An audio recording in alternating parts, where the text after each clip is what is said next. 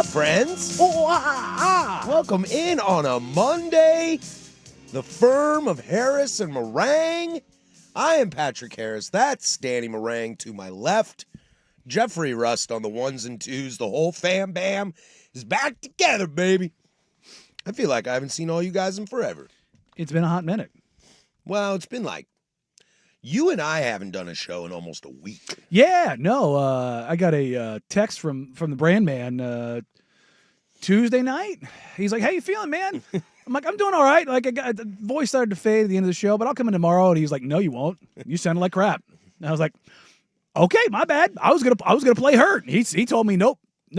It's always nice when your boss tells you you suck at your job. Right? Yeah. It was tough, but getting the 3 days off, like I didn't really, other than doing TV Wednesday night, I didn't talk for basically like the majority of the weekend until Sunday. Thanksgiving, a little bit of talking. Just kept it quiet. Yeah, like there was a lot of like doing stuff. My house is quite literally being inspected right now as we're finalizing the sale process. So I was doing stuff to get that ready, starting to do a little bit of like, not packing, but like preparing for us going to Baltimore next week. Ooh.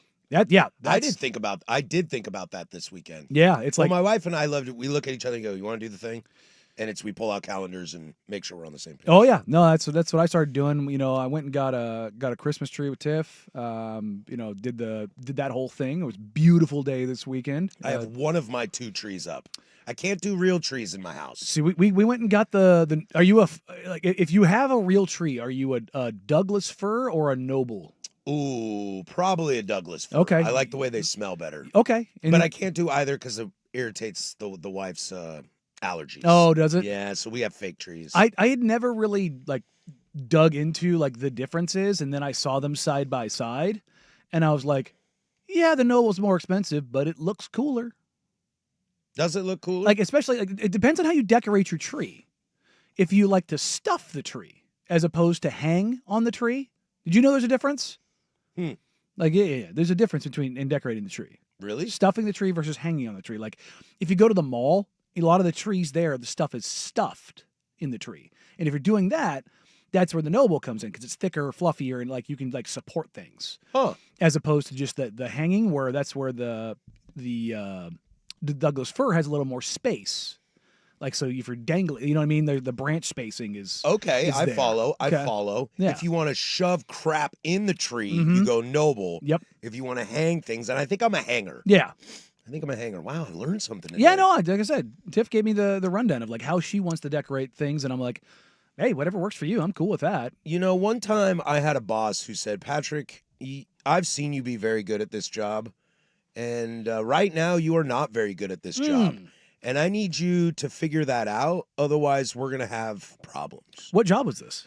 One of my many beer jobs. And I went home and like freaked out. I was like, "Oh my God, what am I going to do? What do I do? I can't believe I suck at my job. Oh my God, I'm going to get fired." And then it clicked on me. I was like, "Man, I hate this job." And I went in the next day and I quit. That's a good realization. Yeah, because I was freaking out at first. Like, why am I bad at this? I love this job.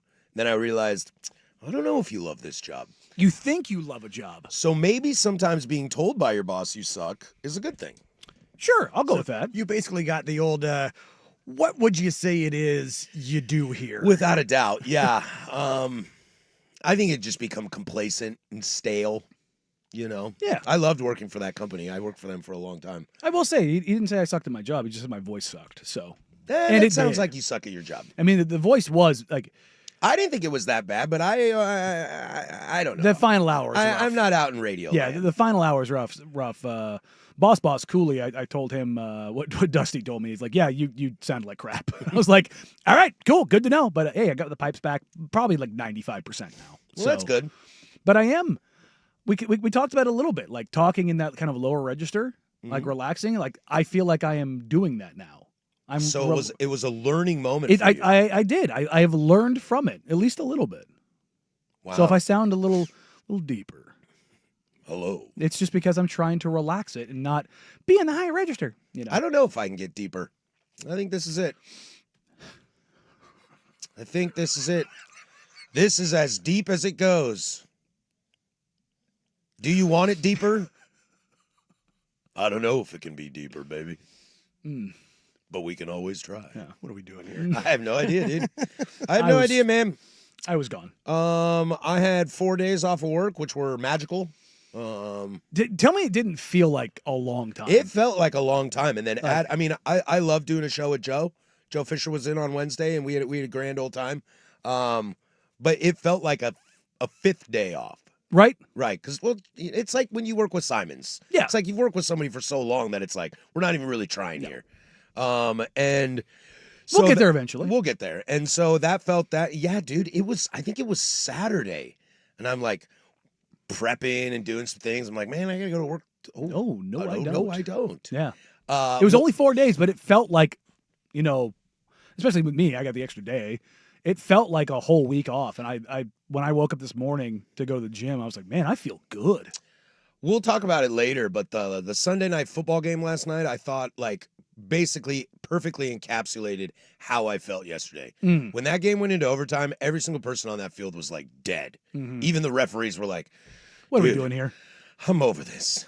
There was that holding call, and the ref goes, holding offense. Like, what are we? I was like, dude, I feel you, man. The I'm last so tired. The last of the tryptophan was just, I'm so tired of watching football. there was a lot of it. It was a lot of it, dude. NFL did not deliver. College did. Well, I thought the NFL delivered on Thanksgiving, Okay, that's fair. but that was 5 days ago. Yeah, that was a while ago. That was a long time ago. I'm like trying to figure out what the hell we're going to talk about. I'm like, dude, this thing happened forever ago. Does anybody care about Matt LaFleur and the wink?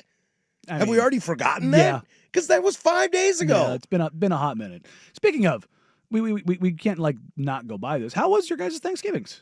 Mine is fine. Yeah. My mother and my sister were at the beach, Mm. so I did not see them. I went to the in-laws. It was fine. I don't Yeah. love Thanksgiving. Yeah. It's not my favorite. What is your favorite holiday? Ooh, 4th of July, USA. That's a good one because we usually head down to the coast for that one too. I just like getting wasted. I'm a big fan of Memorial Day. The coast and wasted are not mutually exclusive. I'm a big Memorial Day fan because I do a big rafting trip. I'm a big Labor Day fan Okay. because I go to Dave. But I don't know. Maybe I'm just not a holiday guy. I used to really love New Year's, but then I found I was really hoping as I got older, me and my friends would go to like really fancy, big New Year's Eve parties like you Yeah. see in movies. And then I realized we're not cool enough or rich enough Mm. to go to those parties. If I had those parties, I would love New Year's. I think I New- love New Year's. Getting dressed up, Mhm. taking your fly lady with you or your fly partner, whoever that might be, and hanging out with good people and drinking. Like that's a good time. I love dressing up and drinking. I think New Year's peaked for me on my 21st birthday. Really? Yeah, I was like, all right, I'm good. Mm. I'm good. 2008, I am 23. Saw Wu-Tang at the Roseland. Oh, Last year, I threw a New Year's party at my house that flooded my house. That wasn't cool. yeah. See, there you go. See, as an old bartender, I always hated the big like drinking holidays because that was rookie night out at the bars. I know, and I refuse to work at places that are open that late. Like Yeah. everywhere I worked was like on New Year's Eve, they're like, nobody's coming here, we're closing at 9. Yeah. Oh no, I was we like, were at "Dope, 2 thank a.m. you." joint. I can't do 2 a.m. on New Year's, dude. No way. St. Patty's Day, I'm out. Religious holiday.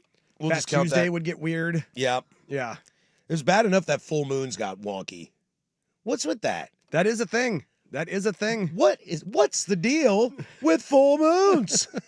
Am I right? It's definitely a thing. Now, what's your favorite holiday? I mean, Christmas is great. Now that I have kids, Christmas is great because they love it so much. Might be my last year of Santa. I've said this before. Like the Thanksgiving, Christmas, I missed so many of them when I was younger that I kind of got out of it. I'm getting more into Christmas for sure, but probably 4th of July. I think I'm with you there. It's summer. I used to throw Nice weather. I used to throw parties at my mom and dad's house for all my friends. And then we lived downtown Vancouver, so then we'd walk to the fort and see the fireworks. That was a fun tradition for a long time. I don't know if I love 4th of July as much anymore. Mm. Yeah, I don't think I love it as much anymore. Oh well, Simple things. I just like all days. Yeah. I'm just happy to be alive. Mm. I've come this far. I'm lucky to be alive. I've come this far. There you go. Otherwise, I don't know. What else is there to be happy about? Rusty, you got a favorite holiday? You just said 4th of July? 4th of July is a good one. I like Christmas too. Yeah. Just because, because the kids love it and all that good stuff. I'm going to love President's Day this year, this Yeah. coming year in 26. Are we off? We're off, and it's the day after Super Bowl. Ooh. Ooh, Daddy, they got it right. They did it got right. Wow. They got it all right. right. They got it right. And if they add an 18th game, it'll be that weekend every year. That'd be pretty sweet. Yeah, they should probably do that. They should do that. It's a simple thing. I don't know why the Super Bowl doesn't move to Saturday. Just do it. Nobody cares. Super Bowl Sunday? Nobody cares, dude. Make it on Saturday. Yeah. No, agreed. And most people probably do hate it because most people have to work again the next day, and everybody's Exactly. coming in all foggy and hungover. And I mean, that is why they play the Super Bowl at 3 o'clock. So in Yeah. theory, that's done by 7, and you can go pass out. yeah, here. Here. Think about the East Coasters. Touche. Yeah, Touche. which I don't. I don't usually either. ever, Those so- losers can suck it, Yeah, man. they can suck it. West Coast for life. West Coast till I die. Are we? I can't believe we're 11 minutes in the show and we haven't discussed the fact that Danny's face is green and yellow right now. Look at him. He looks so perturbed right No, now. It's the green and yellow elephant in the my house room. is getting inspected right now. My dog's not in the house. Oh, uh-oh. Oakley Doakley. Well, we got a show going for you right now today. We got a lot to get to. In the 11 o'clock hour, we'll get into some NFL stuff. Oregon State finds their man. Their ex gets turfed as well. We'll get to that in the big nooner. But we'll start here right now with your Oregon Ducks, Danny, defeating the Huskies over the weekend in Seattle, booking a trip to the college football playoff. We'll do that. The firm of Harris and Meringue on 105.1 FM, the Fan Sports Network.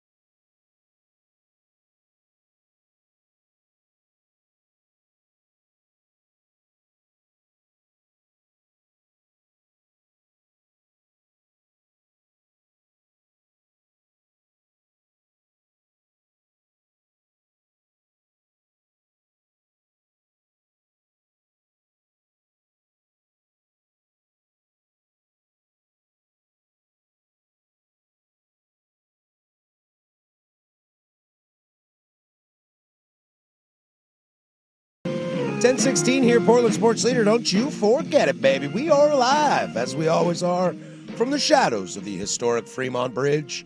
503-864, excuse me, 503-864-6326 is the fan text line. She lets you interact with us throughout the entire day. YouTube.com/1051 The Fan. Join us over there. There's the chat feature. We're always getting weird in there. And you can see Danny's face. He's owning up to a bet he made with an Andy Dirt Johnson, and his face is green and yellow. True duck colors, too. True duck colors. I like he found the classic green and the classic yellow. You know, there's something about that duck yellow that I kind of like. It's like a specific yellow. You know, I don't always love their crazy uniform combinations, but I do like it when they do the throwback stuff. Yeah, I found a little face paint stick that had a green and yellow on it. So, Wow. Little. Like it was meant for you. Yeah, apparently. You gonna hold on to that for future USC bets with Andy Dirt Johnson? No, I'm going to throw it at Dirt. He might like it. He might be able to use it. Yeah, no, I'm good. The Oregon Ducks defeat the Washington Huskies 26-14, essentially booking their trip to the college football playoff. There's a lot to get into in this game. As the Ducks opened up scoring 3-0 and then did not look behind. I live in the camp of, do I think the Ducks were amazing? No, but they were in control of this game from start to finish, I felt. Yeah, interestingly enough, they weren't great running the ball. No. And I think you could see that UW did kind of what we've talked about a lot throughout the year is, are you going to make Dante Moore beat you? Yeah. And I think that's what UW did. They sold that out real hard. But if you go back to it, the part about Dante Moore in the offense and what they were successful in is when you look at Malik Benson, Jeremiah McClellan, and Jamari Johnson, okay?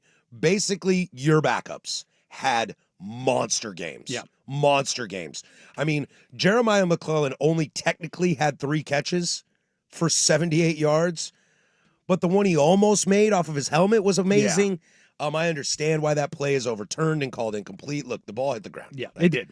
But a hell of an effort. I mean, Hell of an effort. Brock Bowers made basically the same catch, except he made it. Yeah. It was just like, whoa, we almost had 2 crazy just shoestring catches. I don't know if I'll ever live in a world where I think you can call a ball a catch if it touches the ground.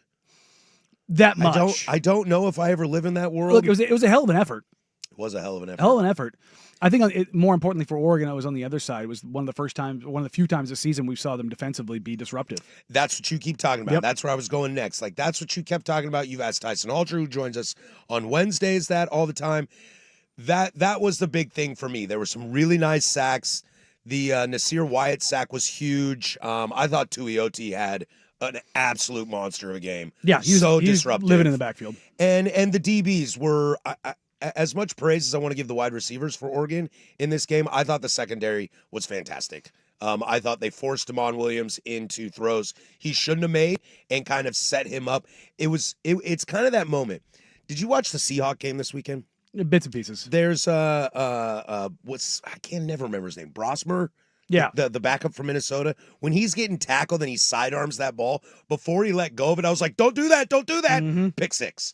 And Damon had his interceptions were like that. He cocked back to throw the football, and I was like, sometimes you just got to eat it. I don't know if that's a good idea. Interception. Mm-hmm. And I think you're right. That is probably the takeaway. I think if you're Dan Lanning and Tosh Lupoi, that you are very, very happy with, that your defense did step up and made game-changing plays. Not just preventative, but tackles for losses, sacks, interceptions, etc. I thought that was extremely well done by Oregon. Yeah, no, I the rivalry weekend, most of the matchups I think lived up to it. I mean, USC, UCLA, Texas A&M, Oregon, Washington, Alabama, Auburn. All these games were basically played within 2 scores. Georgia Tech was okay. Yeah. That was okay in the end. I never really thought Tech had a chance, but they tried to make it a game. Yeah, and Gunnar Stockton tried to give it away. The opportunities in rivalry games, I think that you had chances for every team. Now Washington, it's a fourth quarter touchdown that, whatever you want to call it, but these games all ended up within 2 scores. And I think you're going to get that in rivalry games, no matter where teams are at, good, bad, or otherwise. And the teams that needed to handle business, with the exception of A&M, handled business. Yeah, and from an Oregon perspective, look, Bryce Betcher, Dylan Thieneman, who else do I? Brandon Finney Jr. I thought those guys all had great games, whether they were in pass protection or Betcher and Thieneman coming up the gut and kind of trying to stop UW from doing anything. Look, they played the game that you just said UW played. They said we're going to make Damon Williams beat us, and he couldn't. But when I see I always want to call him David. When I see Boston on UW, that guy's a day oneer. Yeah. That guy's an absolute beast. But they were able to stop Coleman. Coleman couldn't do anything. The Muhammad kid was nice. Yeah, no, he was able to run the runs, football. yeah. And I thought that was pretty impressive. Look, it's an Oregon game where I think, and to your point in rivalry games, just get out with a W. Yep. And it's kind of one of those, you don't always have to play your best game. And I don't think Oregon was bad by any means. Credit to, I was talking with Brandman, because I always ask him on Mondays, is there anything you saw that I didn't see on TV? Because you can get a different perspective.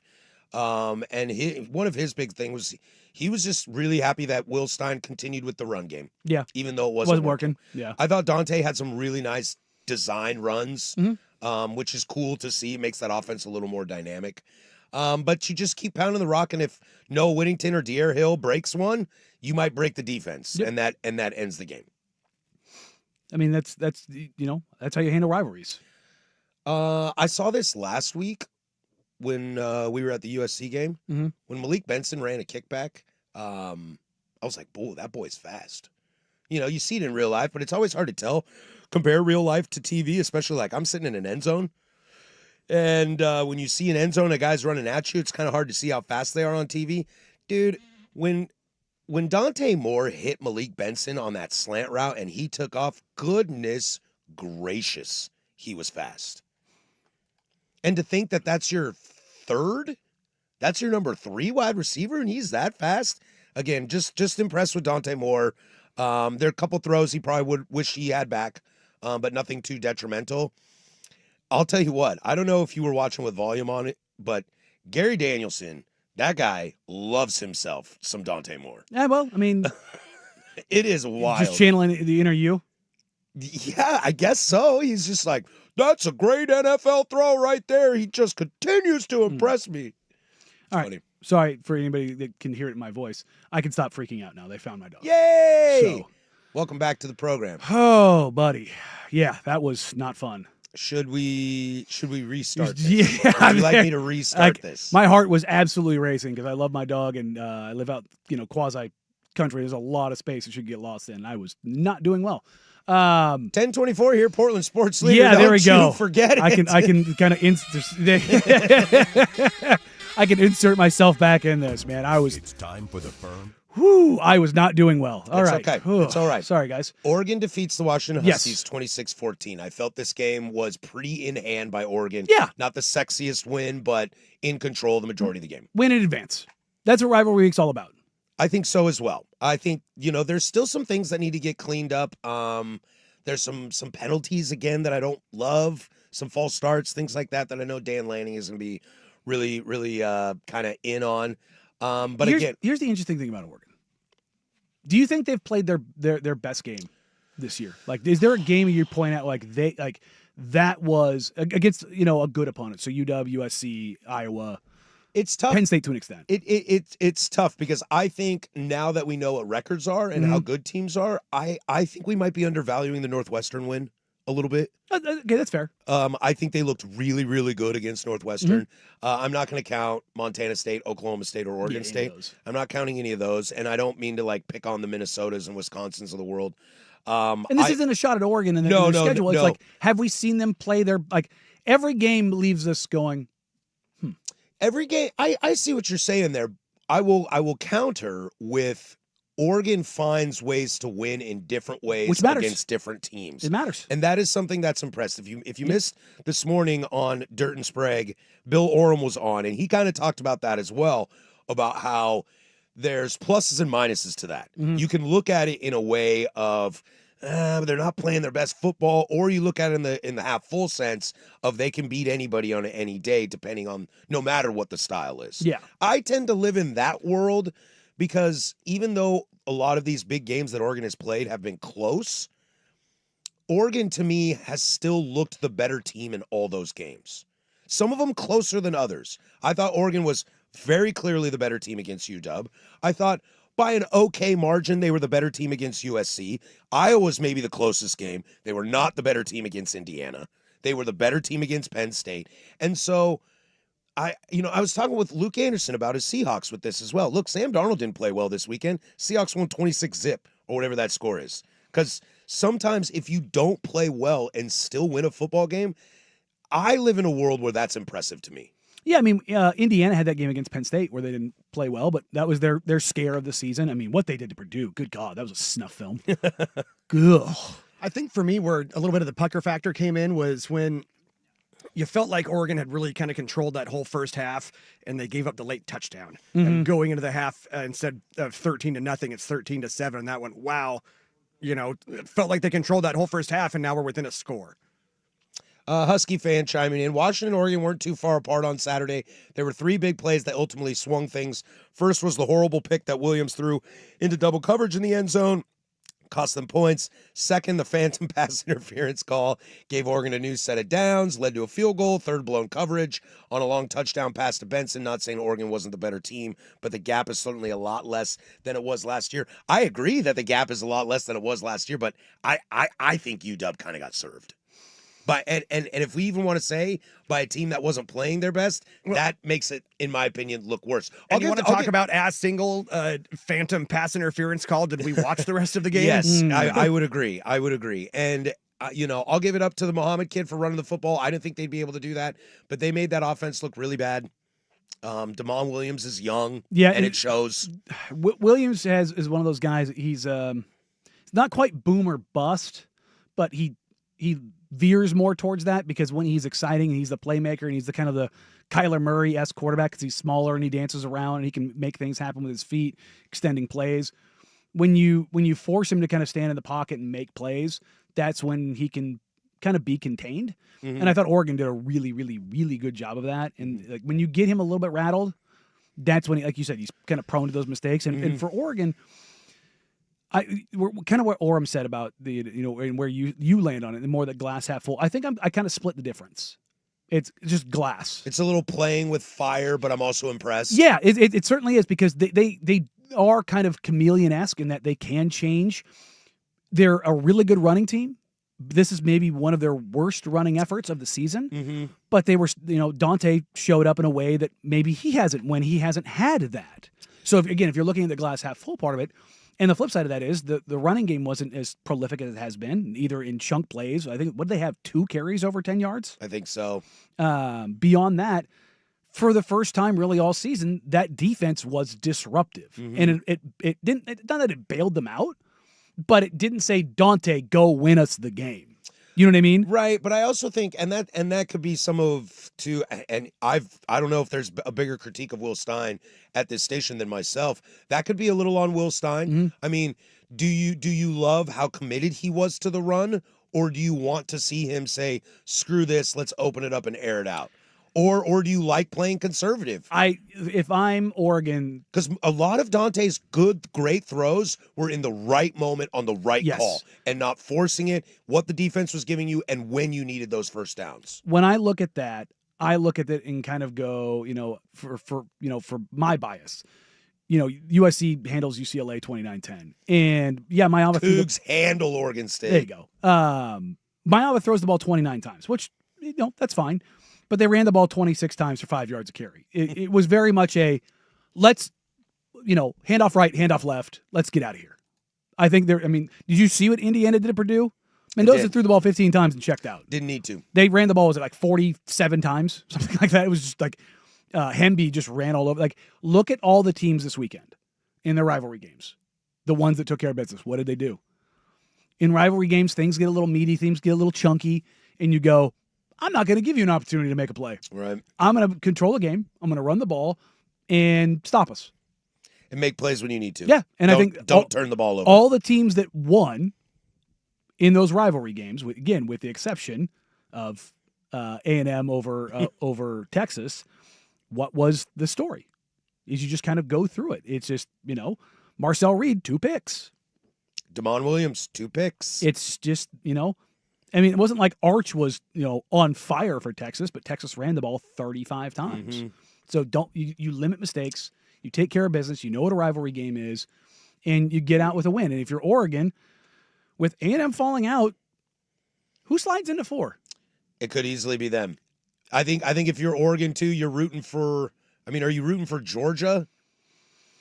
So then Georgia cements that 3 or 2 seed, and the loser of the Big Ten title goes to 3 or 4, and then you are 4 or 3. I mean, well, again, the conference title games aren't supposed to matter. They aren't supposed to matter, but they will in seeding.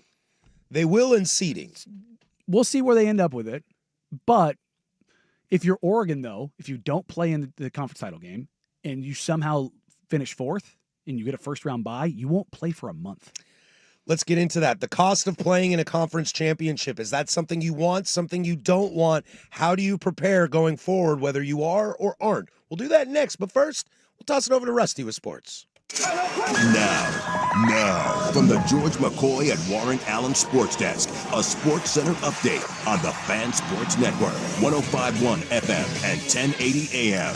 This update brought to you by Mountaintop Metal Roofing. No maintenance, energy efficient, fire resistant, and a lifetime warranty. Do it once, do it right. Visit mountaintopmetalroofing.com. First on the Fan, after a 26-14 win over Washington to close out the regular season, the Oregon Ducks moving up 1 spot in this week's AP Top 25 poll to number 4. We'll have to wait until tomorrow to see where the College Football Playoff Committee ranks them. Pete Nakos of On3 Sports reporting Kentucky focusing their head coaching search on Oregon offensive coordinator Will Stein and Ohio State OC Brian Hartline. Multiple reports say UCLA hiring James Madison head coach Bob Chesney to a 5-year deal to become the Bruins' next head coach. Chesney will coach in the Sun Belt Championship game, and UCLA has agreed to let him coach in the college football playoff should the Dukes make it. Week 13 in the NFL wraps up tonight with the Giants at the Patriots on Monday Night Football. Former Duck Kayvon Thibodeau out for New York due to a shoulder injury. 5:15 kick on ESPN. The Patriots are 7.5-point favorites. And the Trailblazers, they have lost 3 of 4 and 7 of their last 9. Hitting the road now for a 5-game road trip starting tomorrow in Toronto. The Blazers 8-12 on the season, 10th in the Western Conference. More sports scores and stories in 30 minutes. I'm Jeff Rust from the George McCoy at Warren Allen Sports Desk. Hurt and missing work, insurance companies acting like jerks. Don't call your mom. Call George McCoy at warrenallen.com. Your home for the Oregon Ducks, the Fan Sports Network, 105.1 FM and 1080 AM.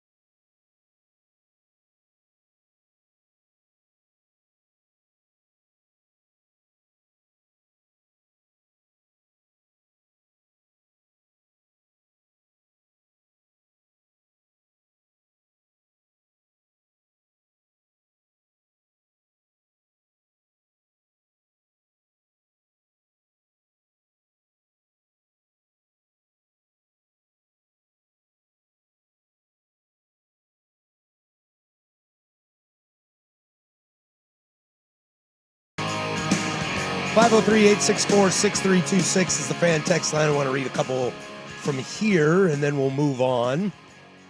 The most impressive thing I see out of the Ducks and Dan Lanning staff is the first 8 minutes of the third quarter. Have you seen how many times they rip off a 7-10-yard runs consistently on that first drive, or conversely, the defense generating a quick 3-and-out? Far better this year than ever before. And I think that's a great point. It's the testament of the middle eight. Dan Lanning firmly believes in the middle eight. I think the middle eight has come to our attention similar to the second apron in the NBA of kind of like something that I feel like you never heard about, and then all of a sudden everybody's like, well, that's the most important thing in the world. And Dan Lanning definitely gives an S, a big S, about the middle eight. Here's another one. Talking about Damon Williams. Damon Williams reminds me of a much smaller Josh Allen in college. He's talked about as a good QB, and when he plays against lesser teams, he puts up video game numbers, but when he faces a real defense like an Oregon or Ohio State or Michigan, he looks like he doesn't know how to play. He's only a sophomore, so we'll see what happens, but he doesn't have Allen's size to carry him to the NFL. And interesting, I don't know if I'll get into the Josh Allen aspect of it, but there is some aspect of that to Damon Williams. If I can take off my Wazoo hat that I'm currently wearing, there is compliment a Husky. There is a lot of upside with Damon Williams. Yeah. There really is. And he's a playmaker. If Jedd Fisch stays at UW, which sounds like it's gonna happen, UCLA's have filled their position. Florida's filled their position. Penn State's open, but we haven't heard his name involved in that. Do you think Jedd Fisch, Penn State? I don't. No. So that's another year under Jedd Fisch and Damon. And I mean, if you listen to the broadcasters, they love him. Everybody seems to love him. He's definitely got the athleticism. I worry about the size. But did you see that touchdown throw? With a DB or with a safety coming, linebacker, I don't remember who it was coming right at him, coming right at him to blow him up, and he got that ball out for a touchdown. I was very impressed by that throw. I mean, very impressed by that throw. It's the kind of the boomer bust thing I was talking about. Like when he makes plays, man, he makes plays. And that's, something you have to do when you're his size. Because if you're that size, you have to be pretty special. Because like, I'll go to the other side of the country. One of the quarterbacks that I've loved this year, and Byron Brown. Byron Brown is a tank of a human. He's a big dude. He's like Byron Leftwich built. He is a big old boy. Runs the ball for 100 yards a game. Throws for 250. Him and Haynes King are like their team's entire offenses. They are playmakers dyed in the wool. But what are they? Older, more experienced, and that's the thing. But Haynes isn't the biggest guy. Byram is a big old boy. But when you're Damon Williams' size, you have to find ways to overcome it. And like same thing with like Kyler Murray. Look, Kyler Murray, what he is in the NFL, whatever. In college, I mean, that size was special. Like what he did, and again, Bryce Young's the same kind of way, kind of. The difference is though, Kyler Murray has a howitzer attached to his little tiny shoulder. Like that's a third baseman, shortstop, baseball prospect who just had an absolute cannon on the field, and you were just like, how does somebody so little throw a ball so far? But you look at Damon and you kind of go, maybe not the same caliber of arm, but he's not. It's not Chad Pennington. No, that ain't a noodle arm. No. So no, and he's got the legs to boot as well, and yeah, he can rip it when he needs to, as we saw in that touchdown. UW's I would say that they're in a good spot. I think UW's in a great spot. Especially if Jedd's not leaving. See, that's so wild. And we'll talk about coaching carousel a lot tomorrow as we're kind of like letting it breathe to see any more dominoes that fall, especially this potential Will Stein, Tosh Lupoi situation. But I don't know if I had Jedd Fisch staying on my bingo card for UW. And as somebody who, when you take these radio headphones off, that I get to like laugh and giggle. Like I remember when they fired Sark, I was like, losers, you'll never get anybody better than Sark. They hired Chris Peterson. Yeah, you're like, I was like, whoopsies on that one. You'd love to be able to do that, huh? I would love to. Yeah, if Jedd Fisch goes, I mean, I think they can still get a great coach. I think that program is looked as a good program, not a great, but a good program. They were in a national title 2 years ago. Totally, their head coach is at Alabama. Yeah. Their wide receiver coach just took what is a power forward job at Oregon State. Yeah. I think you're stoked if you're UW. I think you got kind of owned in this game. Is 8-4 a disappointing season? No, not based off last year. Their losses are to Ohio State, Michigan, Oregon, but the Wisconsin one's the Wisconsin one's gross, but they should be a 9-3 team. But dude, they did not get the A&M treatment of the Big Ten schedule. No, they are on the road at Michigan, hosted Ohio State. Ohio State's the number one team in the nation. Okay, sure they avoided Indiana, but you're going to play Oregon every year. You acquitted yourself well against Oregon. You didn't get embarrassed. You can always dodge teams in your conference. Look at the SEC, A&M, for example. You can dodge teams in your conference. UW does not have that option. No. They can't dodge Oregon. Just like Michigan and Ohio State can't dodge each other. You're playing that every year. Every year. You have no choice. Meanwhile, UCLA. Gotta love that built-in rivalry. Yeah. Well, Appreciate that one.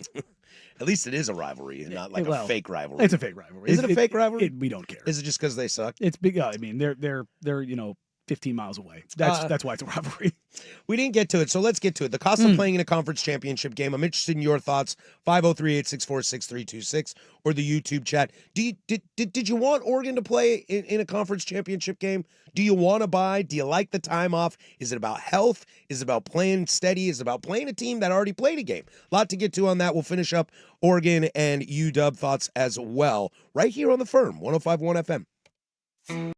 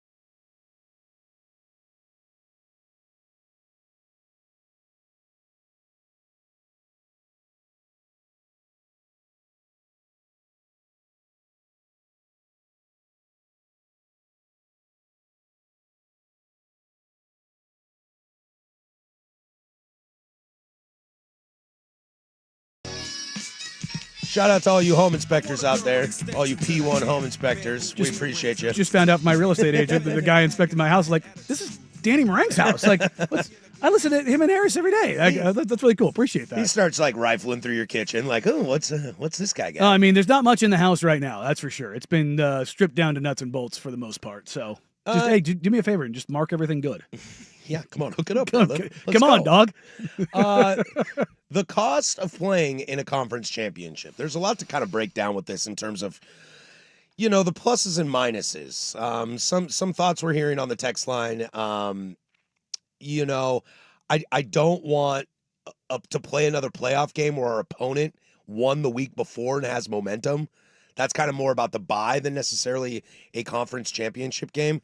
Look, there was a lot of chances that Oregon was going to play in a conference championship game. I didn't think Indiana was going to lose Purdue at all. But if you watch the beginning of the game, Michigan, it was like, if you're Ohio State. Julian saying through that pick, and I went, but then they kind of dominated the game just like I thought because Michigan has no offense. It was so funny. I turned to my wife and I go, look, babe. And she goes, what? And I go, Michigan just discovered the forward pass for the first time.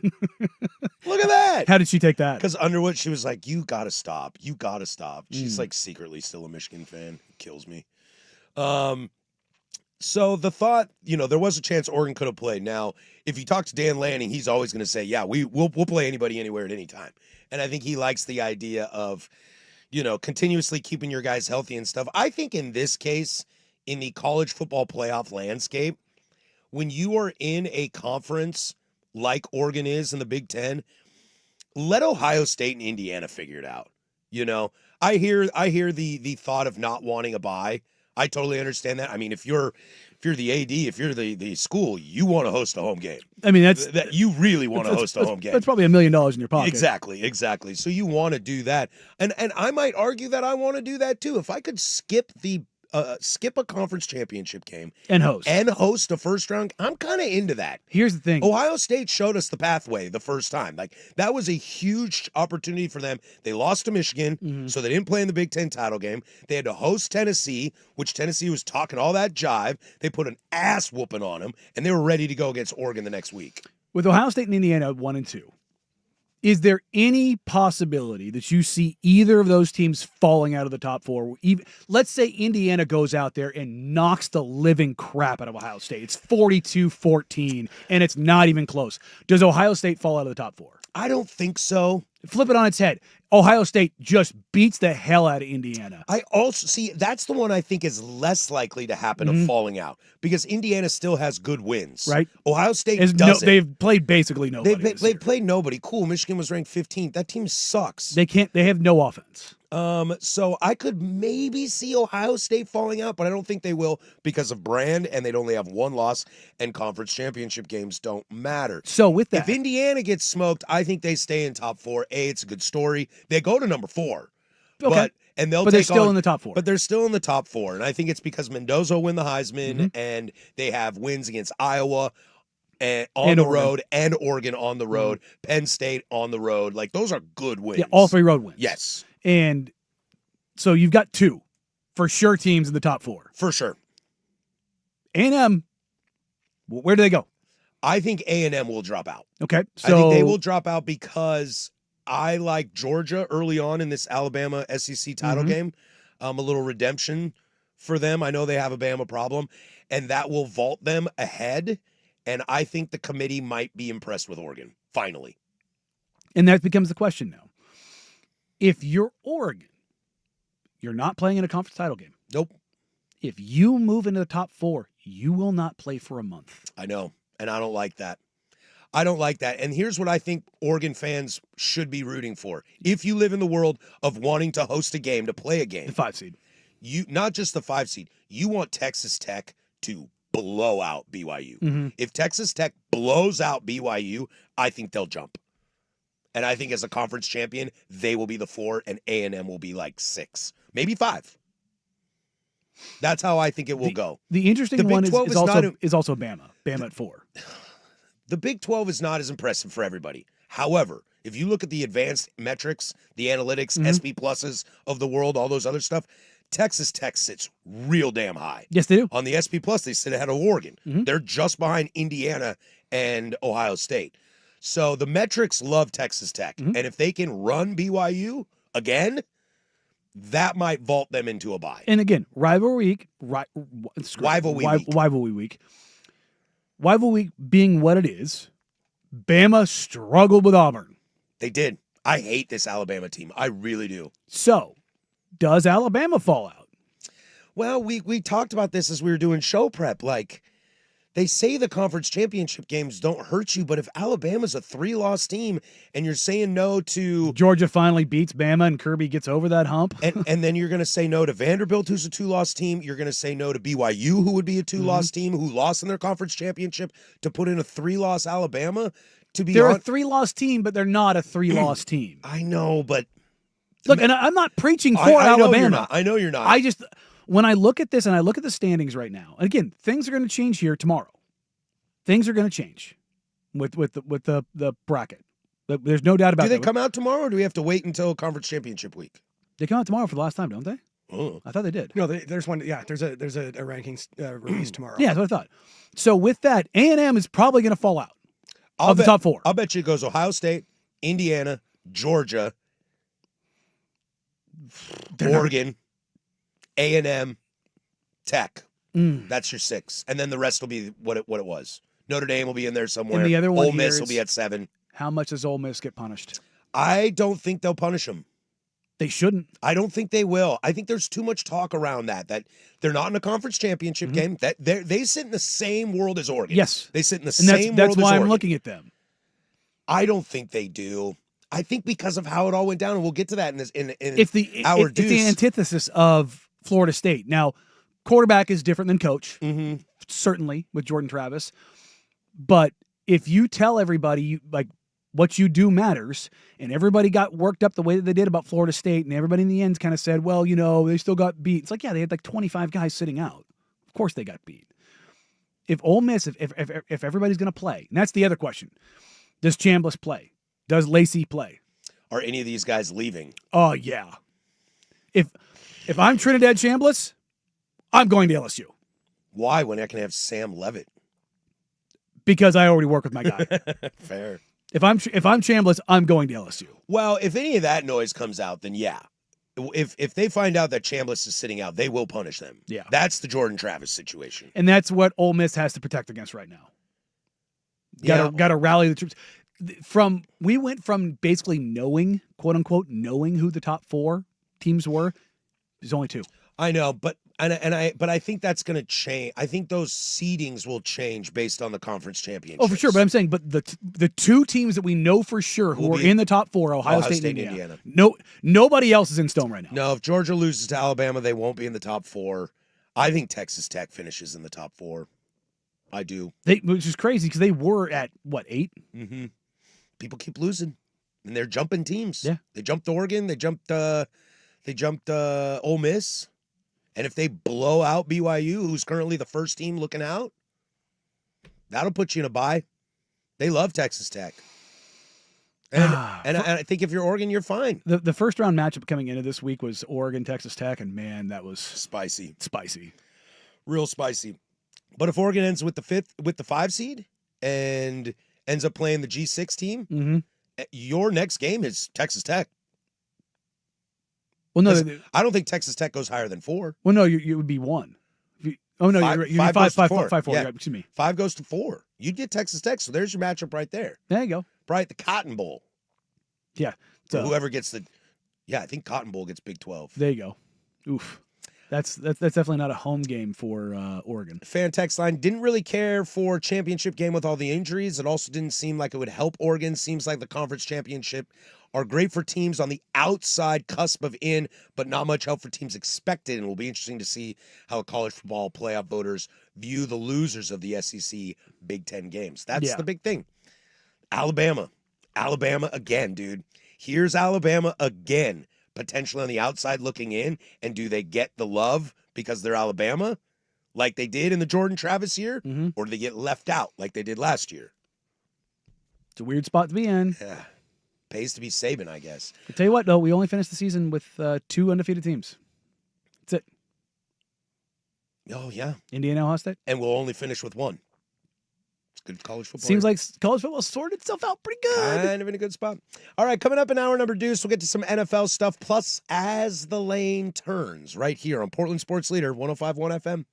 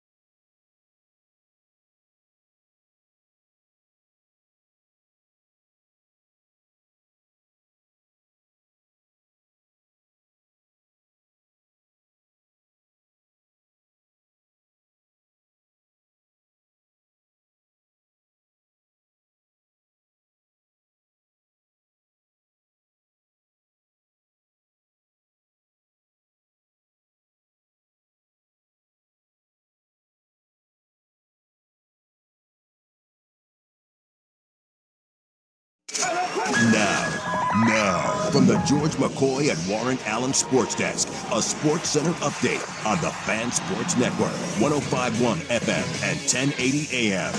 Jeff Rust here with your Sports Center update. First on The Fan, after a 26-14 win over Washington to close out the regular season, the Oregon Ducks up one spot in this week's latest AP Top 25 poll. They're now number 4. We'll have to wait until tomorrow to see where the College Football Playoff Committee ranks them. Pete Nakos of On3 Sports reporting Kentucky focusing their head coaching search on Oregon offensive coordinator Will Stein and Ohio State OC Brian Hartline.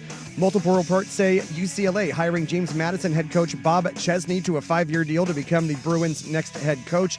Chesney will coach in the Sun Belt Championship game, and UCLA has agreed to let him coach in the college football playoff should the Dukes make it. Week 13 in the NFL wrapping up tonight with the Giants at the Patriots on Monday Night Football. Forward Duck Kayvon Thibodeau out for New York due to a shoulder injury. 5:15 kick on ESPN. The Patriots are 7.5-point favorites, and the Trailblazers have lost 3 of their last 4, 7 of their last 9.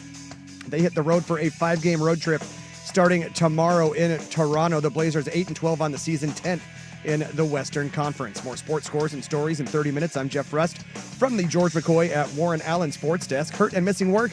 Insurance companies acting like jerks? Don't call your mom. Call George McCoy at warrenallen.com. Recruiting with Andrew Nemec, Thursday evenings at 7 after Isaac and Suk on the Fan Sports Network, 105.1 FM and 1080 AM.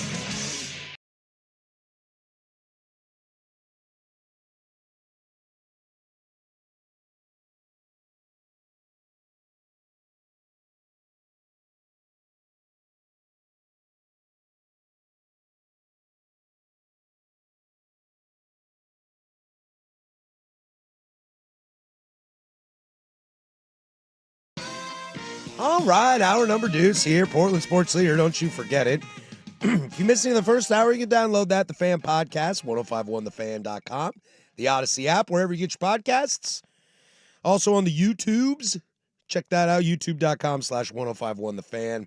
If you missed Bill Oram on Dirt and Sprague, you can go back and check that out. He was a great interview for them this morning, talking about Oregon State, new hire, which we'll get to in the big nooner here on this program. If you don't catch primetime tonight, you can do that on the YouTubes. Rewind, fast forward, wherever you get your podcasts, except for in the future.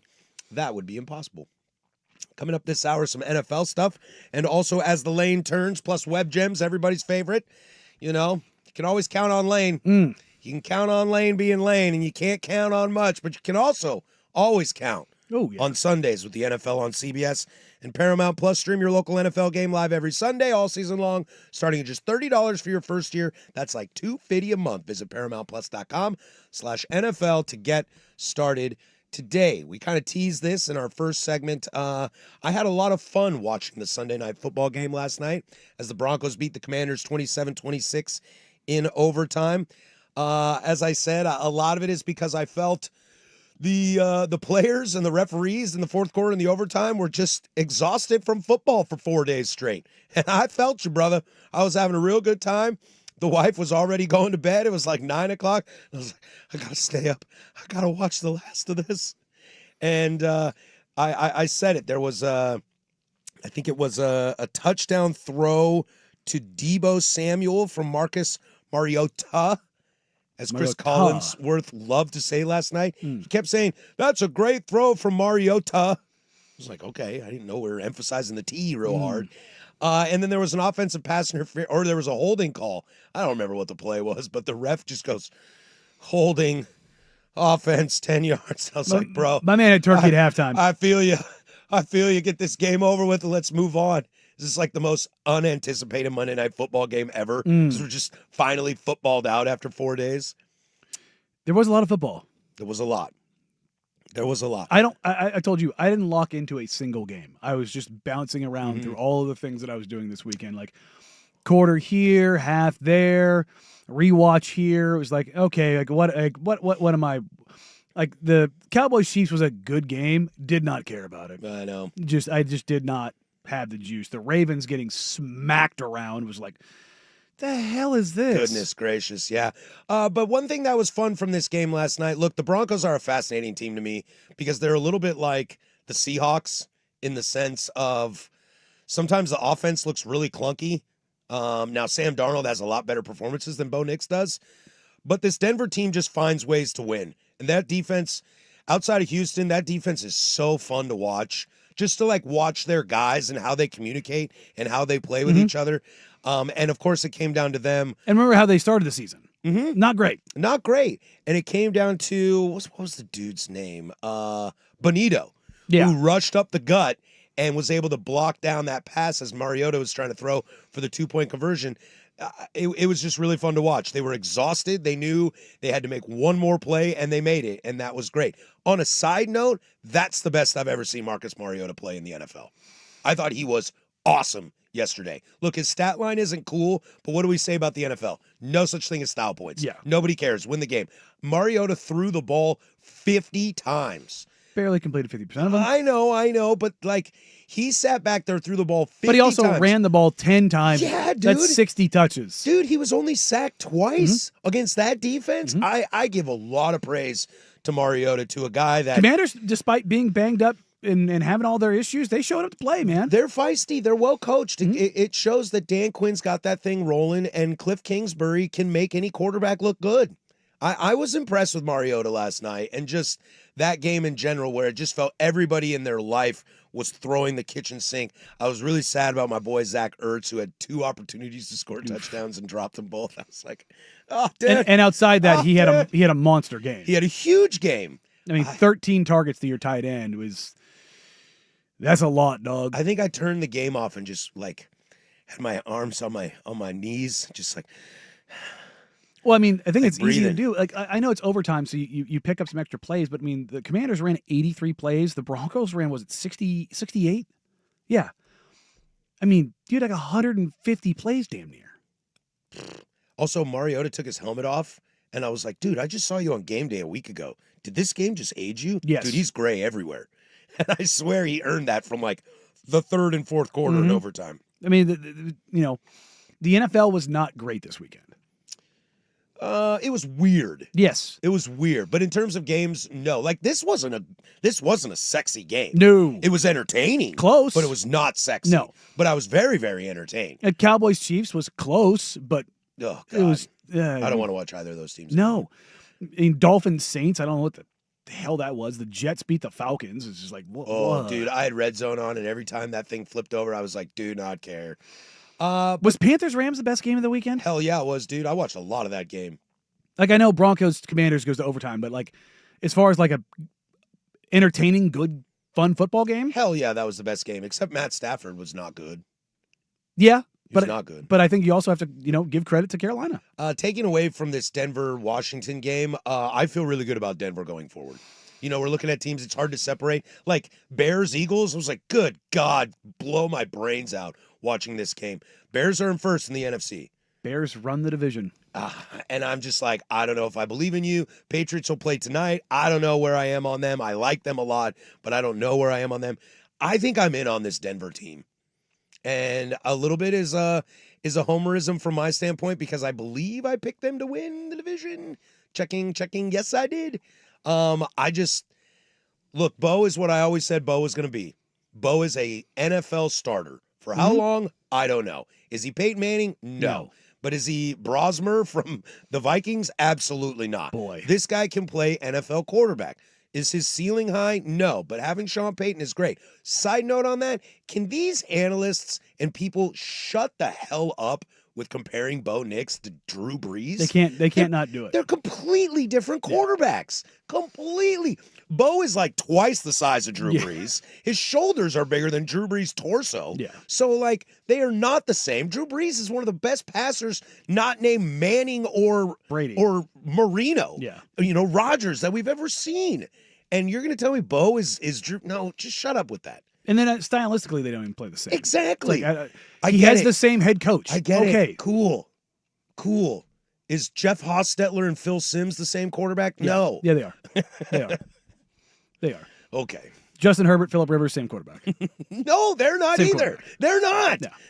But they're both big and they have big arms. It's like, no, we don't have to do this. But no, that Broncos team, as much as I hate it, they are very good. They are very good. They're- I'm with you, dude. I grew up hating the Broncos. Yeah, they're a very well-balanced team. If I told you coming into this season, the Broncos, Patriots, Bears, and Rams are the 4 best teams in football, you would probably say things that I can't say on the radio. Well, Rams, Broncos, I could have bought. The other Not two. being the best teams in football. No. I thought Denver was going to be Good. good this year. Remember at the beginning of the year, we were worried if Matt Stafford could even walk. Yeah, I mean, he's getting injections in his spine. That's never a good thing. But, I mean, look, I picked the Patriots to be good. I didn't pick them to be this good. Yeah, the NFL is a weird place. I My Raiders are officially eliminated. That's where we are now. Yeah. I was going to mention that. That's where we Yeah. are now in the NFL season, that we now have teams that are officially eliminated. I mean, Tennessee was the second they drafted, but Yeah, I digress. it happens. We'll stick in the NFL. Let's slide over to, we will get to the NFC North, the game that happened on Thanksgiving Day that I enjoyed. I'm calling it the Wink. We'll do that next. 105.1 The Fan.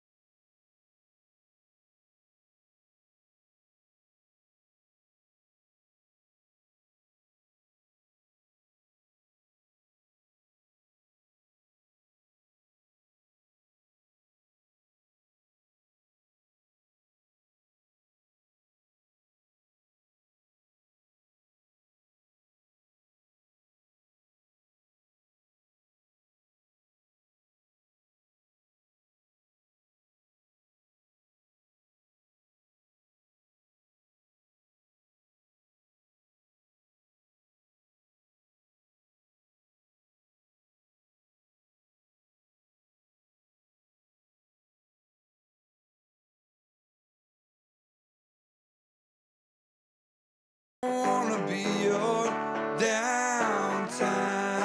I don't wanna be your stupid game. Sticking in the NFL here, cleaning up from Thanksgiving Day. Boy, it's so funny when you prep for shows like this and you realize, like, we kind of teased it earlier, we haven't been on the air for, almost a week. There's so much to get through. And it's like, yeah, man, that game happened 5 days ago. Yeah, it's been a minute. Like, get over it, man. Guys, move on. We haven't had a chance to talk about it. But I want to. Something great that came over Thanksgiving weekend. Look, excuse me, lost it there for a second. You know me, I have been on the Packer train all year. Sometimes I don't like my seat on the train, and sometimes I do like my seat on the train. This team is one of all the teams. Back to your point about if I were told these four are the best four teams in football, you'd go, huh? The teams that I expected to be the best four football teams are very, Yeah. and the Packers are front and center on that. Look, they can go play the Browns terribly and lose. They can play the Panthers terribly and lose. Although who knows? Maybe the Panthers are good. I don't know. But then you see flashes of what they did against Detroit on Thanksgiving. Look, the Packers dominated that game, and Jordan Love looked good, and their defense got after Jared Goff and didn't allow them to run very well. And Well, we know the Packers defense is good. We It's know that it's it's the defense. offense that we're kind of like, what do we got here? And Jordan Love only completed 18 of 30 passing, but he threw 4 touchdowns and was not touched or pressured, really, all game. And the big part of this is they did it with Dontavian Wicks, with Christian Watson, with Romeo Dobbs. Like, it's not dudes. No, they're piecing it together. And I think, I don't know if it was with you, it might have been with Joe last week, but what's one of our favorite things to talk about on the show? Identity. That I sometimes see Jordan Love just kind of complacent when they're playing bad. Just no fire under him or anything. Not bad, but just not good. Just kind of just being There. yeah, like happy to be a part of the game. And I finally saw some of that on Thanksgiving. And Matt LaFleur doubles down on it as well. Look, he's trying to call a timeout, and there's a false start, and they give him the timeout instead of calling the false start on the play. And this is what he had to say after the game. Of course they got it right. What do you think, Pete? Yeah, I was calling timeout. And in the middle of that, he gave a wink. And it's a pretty obvious, wink. And that's it. That's what I'm looking for from them, is some swagger. And I finally saw a head coach playing with the media a little bit. What do you think, Pete? Throws a wink out there. But, I mean, refs will do that. They will give you that if it's at the same time. You see it all the time. The ball gets hiked. The play clock's at 0. That's exactly what I was going to say. As long as you get the beat. But if you get the beat and flag comes out for delay of Right, game. right. If you get the beat and the coach is sitting there screaming timeout, he'll give you the timeout. It's rule. It's not rule of the game. It's spirit of the game, especially with those. And that's the attitude and the swagger I need to see from this Packer team going forward if they want to do something. Look, they got the Bears twice coming up. So that you want to talk We about talked about this. nut up and shut up. That's going to be huge for the Bears to figure that out. Also, Micah Parsons, really, really, really, really good. Really good. Really good. What has he got? 12 sacks on the year? I think that's what he's at now. I And- mean, he's not Myles Garrett, but No, well, Myles Garrett, the question is not when is he going to break the sack record, but by how much? Parsons at 12 and a half. They had a nice back and forth, though. Garrett was like, should I take a couple games off, let you catch up? Also, did you see the move that Garrett put on Trent Williams? Dude, that guy is so good. That's Trent Williams. I know. He's a Hall of Fame. That's a first ballot left tackle, one of the best to ever do it. And he got made to look stupid. Well, this is where we are in the NFL season right now. It's time to show who you are and what It's winning time. what your team's identity is. Look, we'll get into some of it tomorrow because there's a lot of big disaster noises coming out of Pittsburgh right now. But take the team that just beat them, Buffalo. Dude, I don't know what Buffalo is right now. It took Rodgers going down and getting bloodied and turning the ball over. When he clearly his wrist is not in a good spot and he gets strip sacked. I don't know what Buffalo's identity is, so I can't put them high up in my pedigree Mm-hmm. list. Well, that's the thing is you look at the NFL right now, okay? Just look at the AFC. You've got the Broncos and the Patriots. They're clearly, good teams at 10-2, and we'll see with the Patriots tonight. The Jags sit third because they're at the top of their division at 8-4. The Ravens because they're at the top of the division at 6-6. But then you've got the Chargers, Colts, and Bills all at 8-4, and the Texans are on the outside looking in.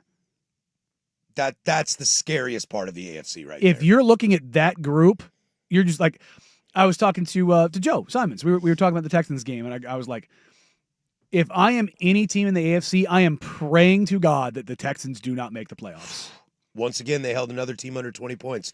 Dude, I'm watching that game, and the entire time I'm going, okay, Danny, all right, 2 nickels. Not you, 2 Yeah. nickels. Danny Dimes. I'm like, all right, bud. We've given you a lot of the benefit of the doubt. Now, they've had a tough stretch Yeah. in their schedule.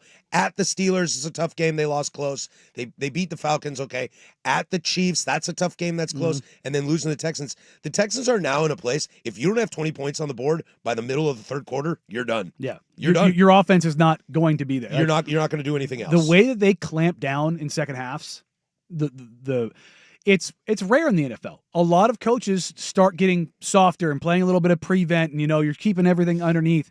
Houston turns up the heat. It feels like that's when they get going because I watched 3 different drives of Indianapolis going down the field as they're losing 2016. And I'm like, guys, Texans offense is not humming yet. It's still got some issues to figure out. I know Stroud's back, but it's still got some issues to figure out. 3 drives where I'm like, all you got to do is get in the end zone one time and you will beat this Texans team. And that will be a huge win and keep you in first of the division. And they couldn't do it. I wonder if we're there with the Colts, if we're starting to go, is this where we lose it? Yep. Because they started off super hot. They got wins over the Broncos. They lost a close game against the Rams. They beat the Chargers, who were banged up, I know, but a lot of it was kind of like, They have good wins on their schedule. but a lot of it was still kind of like, I don't know if I believe you sort of thing. And the Texans did this without being as disruptive as they have been. They only had 1 sack. I think they had five tackles for loss. Yeah. So they just blew everything up. There was nothing explosive. They didn't let Indianapolis, break the big chunk plays that went for scores. I mean, Jonathan Taylor, for all intents and purposes, got kind of bottled up. He only had 85 yards on 21 carries. His longest rush was 12 yards. No big runs. Now, you did have some explosives from Downs and from Pierce, from Taylor in the passing game, but Michael Pittman had 1 catch. What's Indianapolis's identity? I don't know that answer. It's defense and Jonathan Taylor. Yeah, I mean that's what they are. Because but it's not Denver, Houston defense. It's not Philadelphia defense. no. I mean, I think you want to say that Denver has the best defense in the NFL. I'm going to argue with you. Houston is the best defense in the NFL. Oh, I think someone would be silly to go against you on that. Houston is the best defense in the NFL, and they are wrong. And this is not a Well, shot and at Denver. This Houston defense is Urlacher Bears, Ray Lewis Ravens. Like they are Legion of Boom. Yeah, they are a era-defining kind of defense.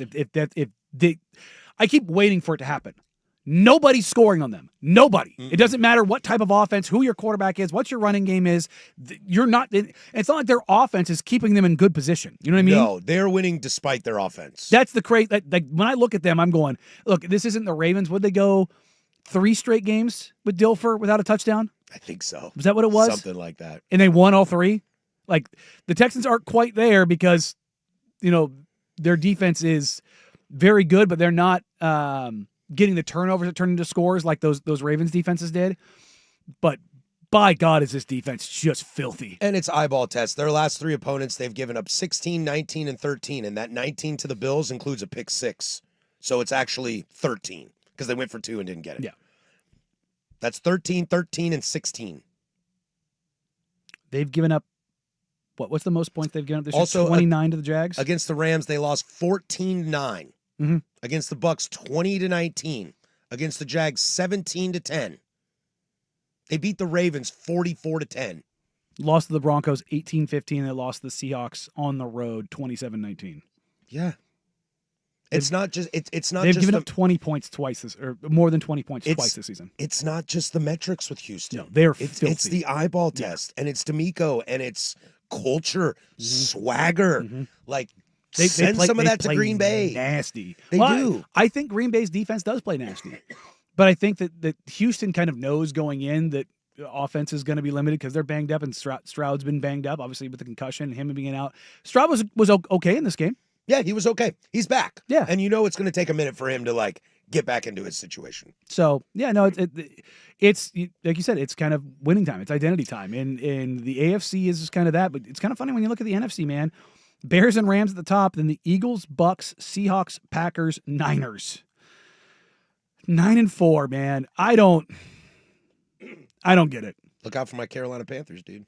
I mean, they're not mathematically eliminated, but it is what it is. But the Niners at 9-4, I just no.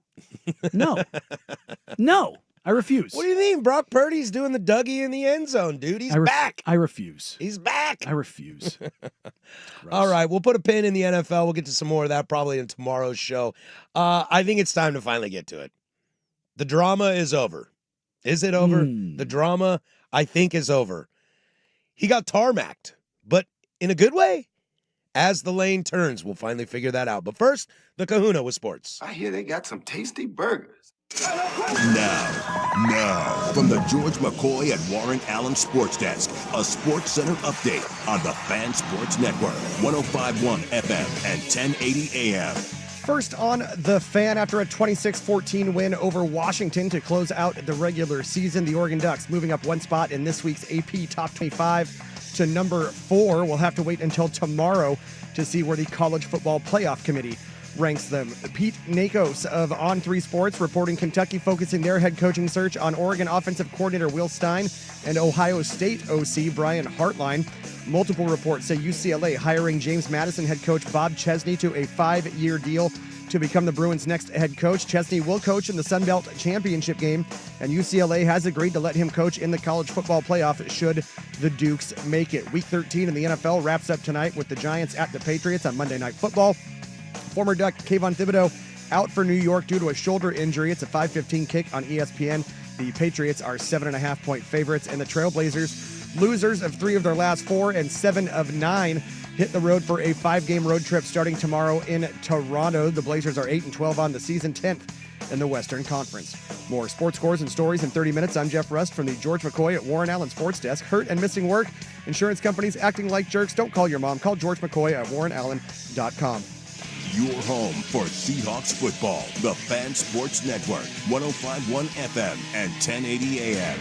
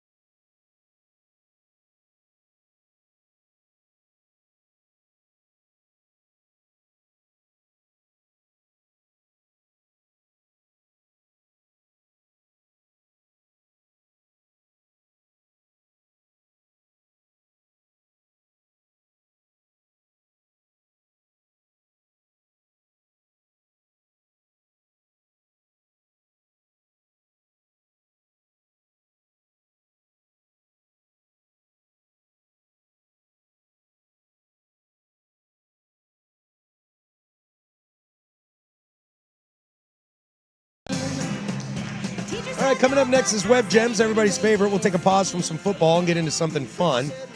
Something controversial by a player, but maybe I agree It gets with the him. people going. Yeah, maybe I agree with him. But here we go. All right. Lane Kiffin is going to LSU. All right. I think if you're a betting man, that's what we assumed was going to happen. But let's walk you through the timeline of this, okay? This is the Egg Bowl on Friday. The game happens. Kiffin is being super weird whenever he's interviewed. Mm-hmm. I'm starting to now realize, oh, he's gone. You know, I was in the camp of I think you should stay.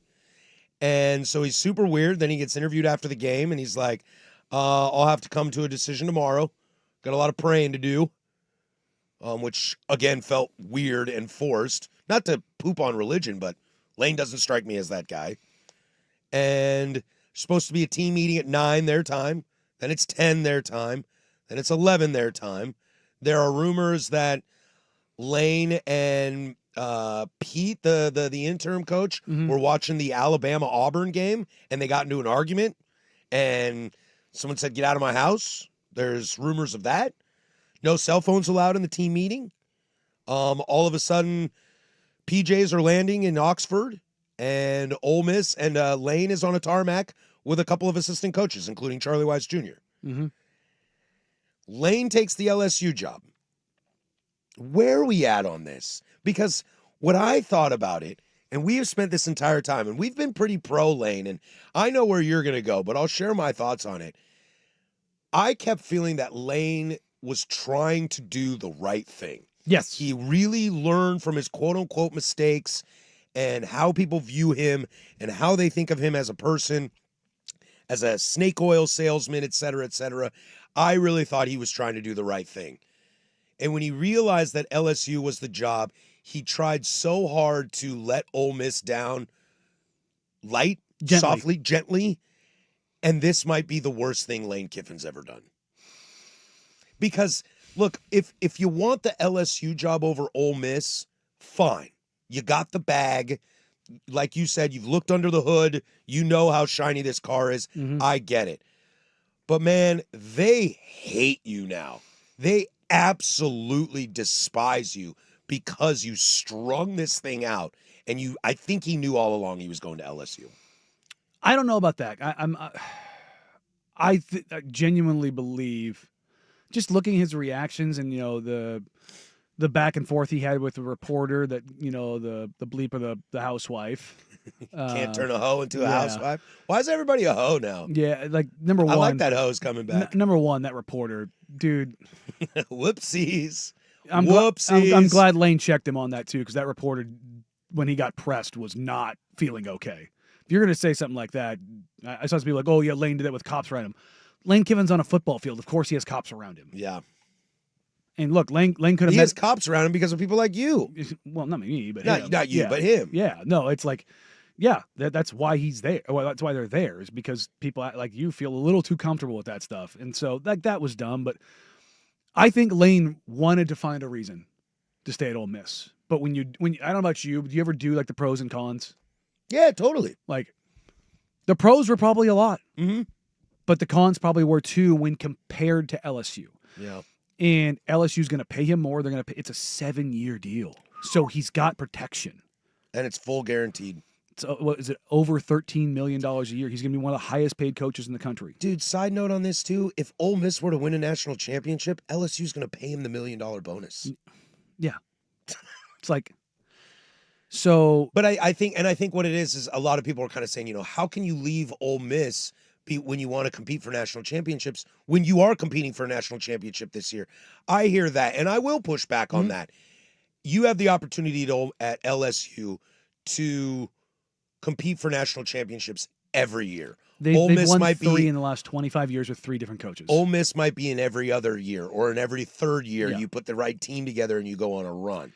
The resources, the recruit, like I've got a buddy who lives in Oxford, and I'm trying to kind of work my way down there, and he's like, "Look, it's a really cool town, but it's different. Like, is Baton Rouge like this place that everybody wants to go to over Oxford? I mean, yes and no, but it's a recruiting hotbed. Yeah, LSU, like, no matter what position their team is in is an NFL pipeline team. Like when you talk about NFL pipeline teams over the last 20 years, it's Alabama, Bama, Georgia. LSU, Georgia, Ohio State, Michigan, USC, like Notre Dame, Texas, like those, like the dyed in the wool blue bloods. Those are just like Little Penn State love in there. but they are just straight NFL dudes over and over and over again. Is Lane Kiffin a great recruiter? Yeah. Is he a great developer of talent, particularly at the quarterback position? Yes, sir. Okay. What was LSU's problem this year? And it has been for multiple years since Joe. Since Joe, it's been quarterback play. It's been quarterback play, and honestly, just any sort of dynamic offense.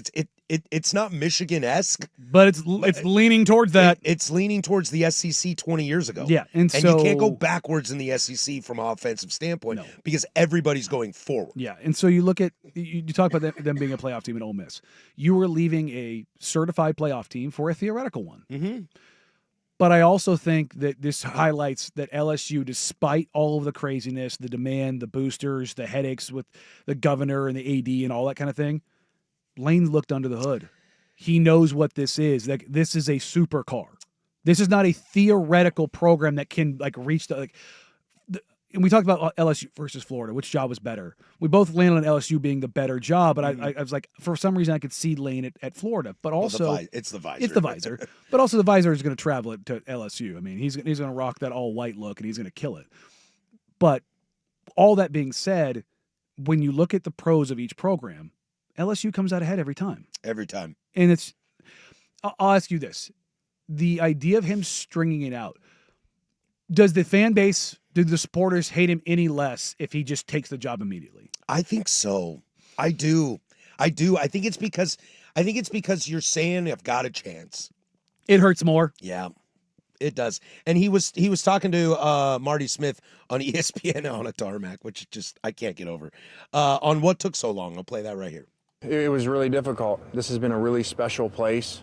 6 years here. I know that there's a lot of feelings and emotions right now around. I hope when they settle down that there's an appreciation about what we were able to do here and having, the best run that's ever been done in the history of the school, and brought some exciting times. So I'm so appreciative to the people of Oxford and the relationships that I developed here. And when I spoke at my dad's funeral, he moved 17 times. And I realized when all the people, I got all the letters, calls, people showed up from around all those different spots, NC State, all the different spots he coached. And they said he was able to impact them and how much that meant to them. And so I've really strived since that day to really try to impact people and help people through life, through my journey. So just prayed a lot and made a family decision and, hopefully get a chance to go, impact a whole new set of people. Did he just pull a dead dad card? Well, there's another line in there where he mentioned his dad, Monty Kiffin, One of the defensive geniuses of modern day NFL. just, he's that dude. And he said, look, Coach Carroll, Pete Carroll, was one of Lane's mentors, as well as Coach Saban. He mentioned further along, he goes, Coach Carroll said, your dad would tell you to go, take the shot. Yeah. And again, Again, Pete was super tight with Monty. But that's what I mean, though. Like, I don't think anybody blames him for taking the LSU job. It's just the way he did it. And he waited to hang out his team to dry because now they're scrambling. And now they could be affected in the college football playoff. If he says before the Egg Bowl that he's going, then an interim coach comes in, coaches that game. They still probably win because the talent discrepancy is too big between Ole Miss and Mississippi State. And I watched that game, and it was not close at all, even though Ole Miss played a little cagey. And I think it's because everybody's trying to figure out their next move. But if you bring in an interim coach and they look stable in that game and say, Georgia loses to Georgia Tech or whatever, and Ole Miss somehow sneaks in, then you're showing the playoff committee that we have stability at the head coach. Now you're leaving them in a place, as we talked about earlier, could they get left out? Now, I don't think they will. I think that would be egregious unless, like, Chambliss is not playing. But you're now introducing that, and I think that's what makes it hurt so much. There's another line here where he said, I was hoping to complete a historic 6-season run. My request to do so was denied by Keith Carter, the AD, despite the team also asking him to allow me to keep coaching them. And this is what Lane had to say to Marty Smith on that. That this was a very challenging, difficult day. We went through a lot last night with Keith Carter trying to figure out a way, to make this playoff, run work and be able to coach the team. And And at the end of the day, that's his decision, and I totally respect that. I understand that decision, and so I just totally wish the team the best of luck. Wish that I was coaching, but understand that it was a very challenging position for him and the chancellor to be in, and totally respect that. So, just really hope they play really well and go win the national championship. And that's another problem that I think Ole Miss fans have and I don't know if you're choosing to think about it this way because you're so angry, but it feels a little bit like, look, guys, I wanted to coach, but your chancellor won't let me. It's not my fault. I think he did genuinely want to coach. I think he did too, but you can't. That's not. That's have your cake and eat it too. Yeah, and you look, can't. Not in this situation. I know that they're worried about him poaching guys, but I'm telling you right now, whether He or already not did. he already did. It's already gone down. If guys are leaving, they're leaving. If they go out there and they want a natty, would a couple more guys go? Yeah, but also you would win a natty. Again, I don't think they will or would. But if you told me Ole Miss won a national title this year with the way things are going in college football right now, is that crazy? No, I don't think they will. But no, it's not crazy. Not at all. So let's say they win 2 games. Yeah, get to a semi. The best your team has done in 60 years. They host Notre Dame and beat them. Yeah. Then they go on to play Texas Georgia Tech or Georgia and beat them. And then they lose to whoever Indiana or whatever. Yeah, Indiana, Ohio State. It's not out of the question. So we're up against it. So I'll get out with this question: does Lane win a title in the next 7 years? I'm going to say the crazy thing. Yes. I'm going to say so as well. You know why? Because he has to. Yeah. If he doesn't, it's over. Mm-hmm. And I think that's I think that's probably why he wrestled with this decision so much. When we talked about this, the pressure, if you want to be one of the guys, you have to have the pressure. If he doesn't win at LSU, he's never getting a better job than that. Probably not. Because I don't think Bama will come calling if DeBoer gets fired. Well, it would depend on how well he does there. I don't think SC comes calling if Lincoln Riley's gone, or whoever's after Lincoln Riley, or whoever's after DeBoer, or if it's them for a long extended period of time. I don't think Lane gets a better job than LSU, so he's got to win. Yeah, and here's the thing. You know what Lane's never done? Won a conference title. Yeah, the only conference title he won was when he was at, FAU, FIU? I can never remember which one it is. I should say Power 4. Power 4. Yeah. Didn't at Tennessee, didn't at SC, didn't at Ole Miss. Been really good. Been really good. But not quite there. And, when he left Alabama, they hated him for it. When he left Tennessee, they hated him for it. They fired him at USC because they hated him. You got to win, bud. There's a lot in life. But it could be a kick-ass redemption story. It could be. It could be. So, but boy, you still look bad. All right, we'll take a pause on football. When we come back, it's Web Gems. Everybody's favorite next. 105.1 The Fan.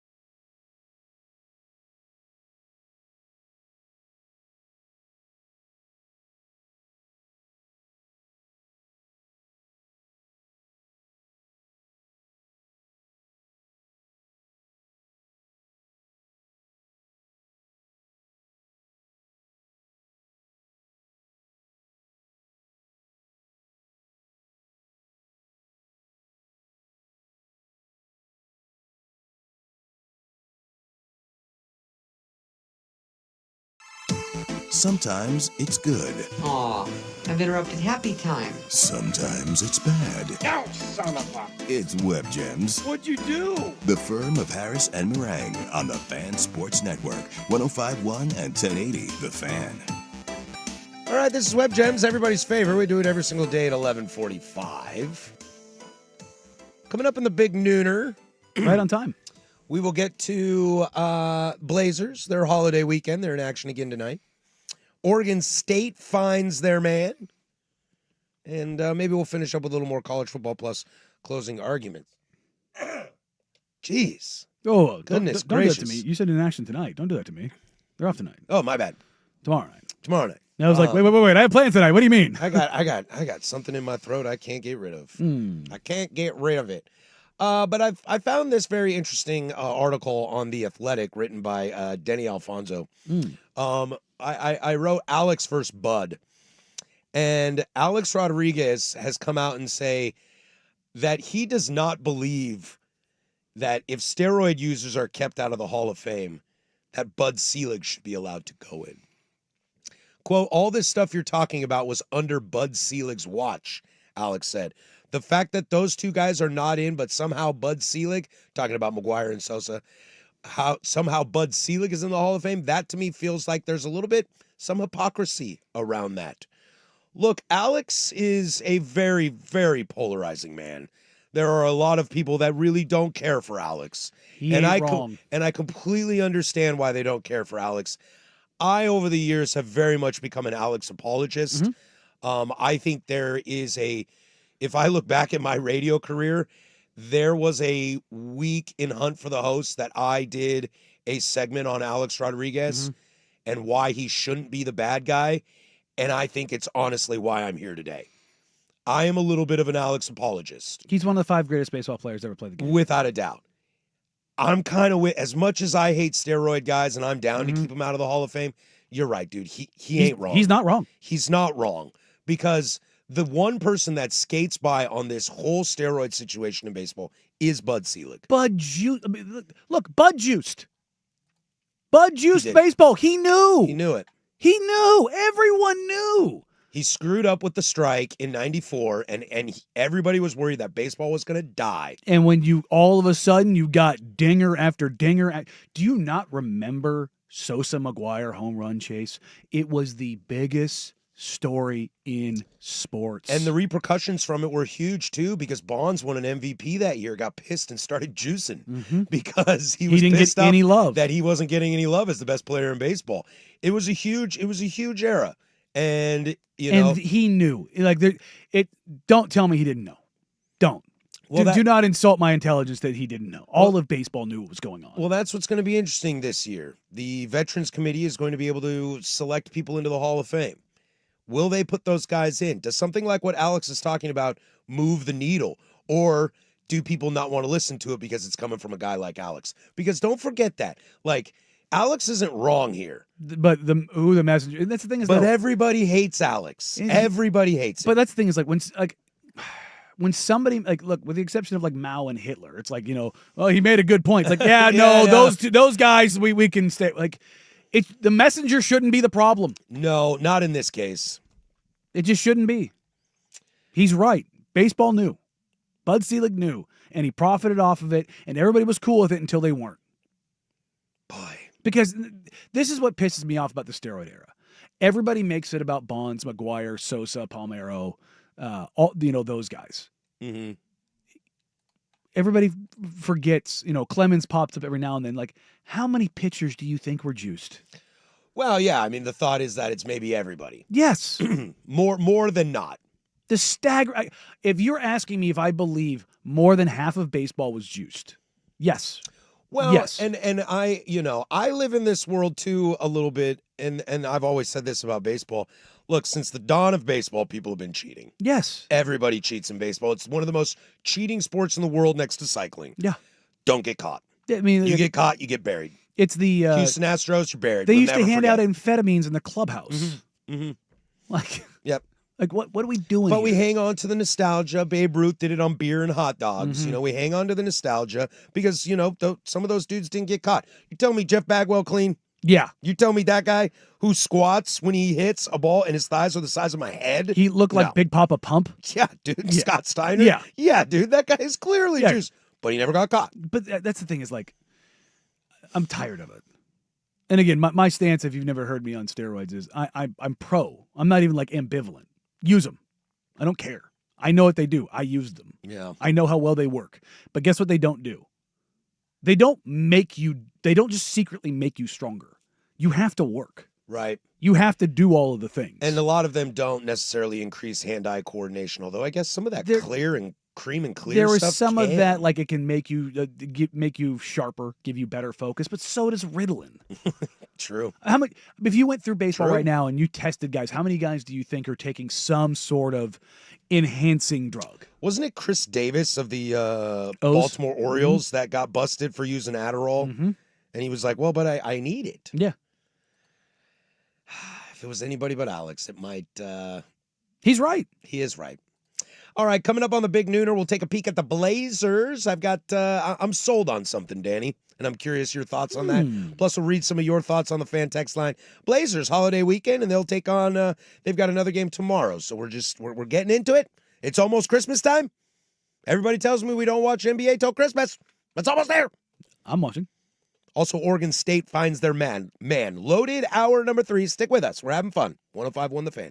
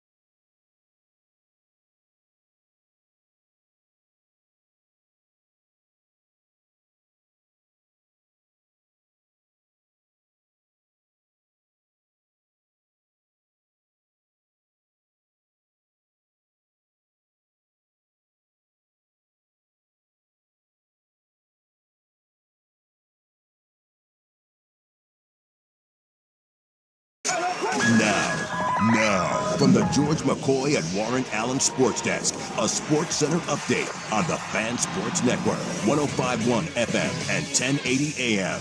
Jeff Rust here with your Sports Center update. First on The Fan. After a 26-14 win over Washington to close out the regular season, the Oregon Ducks moving up a spot in this week's AP Top 25. They're now up to number 4. We'll have to wait until tomorrow to see where the College Football Playoff Committee places them. Pete Nakos of On3 Sports reporting Kentucky focusing their head coaching search on Oregon offensive coordinator Will Stein and Ohio State OC Brian Hartline. Multiple reports say UCLA hiring James Madison head coach Bob Chesney to a 5-year deal to become the Bruins' next head coach. Chesney will coach in the Sun Belt Championship game, and UCLA has agreed to let him coach in the college football playoff should the Dukes make it. Over in the NFL, Week 13 wraps up tonight with the Giants at the Patriots on Monday Night Football. Former Duck Kayvon Thibodeau out for New York due to a shoulder injury. 5:15 kick on ESPN. The Patriots are 7.5-point favorites. The Vikings have released wide receiver Adam Thielen to allow him to find a bigger role in his final season. He was a healthy scratch in Sunday's loss to the Seahawks, and the Trailblazers have lost 3 of 4 and 7 of their last 9. They hit the road for a 5-game road trip starting tomorrow in Toronto. The Blazers are 8-12 on the season, 10th in the Western Conference. More sports scores and stories in 30 minutes. I'm Jeff Rust from the George McCoy at Warren Allen Sports Desk. Hurt and missing work, insurance companies acting like jerks. Don't call your mom. Call George McCoy at warrenallen.com. The home of prime time with Isaac and Sue. Weekdays 3 to 7. The Fan Sports Network, 105.1 FM and 1080 AM.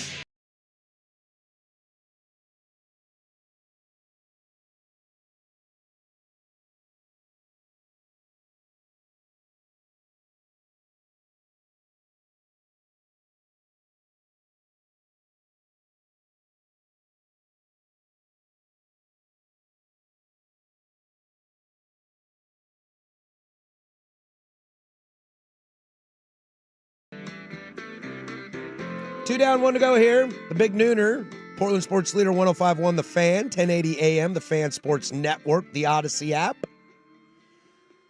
Coming up after us will be Duck Insider from 1 to 2. Then you'll get the Fan Happy Hour with Luke Anderson back in the chair from 2 to 3. And then, baby, is prime time from 3 to 7. Take you all the way home, finishing up 13 hours of live, continuous, local, regional sports talk radio. Radio. Got to catch some prime time the other day. I was stoked. I'm just never in the car at that time anymore. So what I do is I pull up the Odyssey app and I check that out whenever I miss it. Number one show in town for a reason. There you go. Coming up this hour, we'll get into Oregon State. They find their man, closing arguments as well. We'll just hang out with that. But the Blazers over the holiday weekend, Danny. Did the Blazers have a good holiday weekend? Danny Avdia did. Boy, you know what? I love that you said that. Way to jump right in it. There are two things I've decided, Danny. Denny Avdia is a dude, and I'm fully in on Donovan Clingan. DC's been playing really well lately. I know I'm ahead of the skis. I'm ahead of the timeline, and I know you can be in and out. He's a little still of a project. The legs, all the questions about him still exist. I agree. And I said coming into this year that he's been my guy that I wanted to watch the most, that I'm rooting for the most. I think I've seen enough to tell myself, or at least gaslight myself, that he is a future role play. He is a future role on this team as a PTP, a primetime player. He's certainly getting there. The offense is the thing that I question. Sure, like that's because he's just so raw there. Now, I've mentioned this before. You don't often see guys' hands really improve.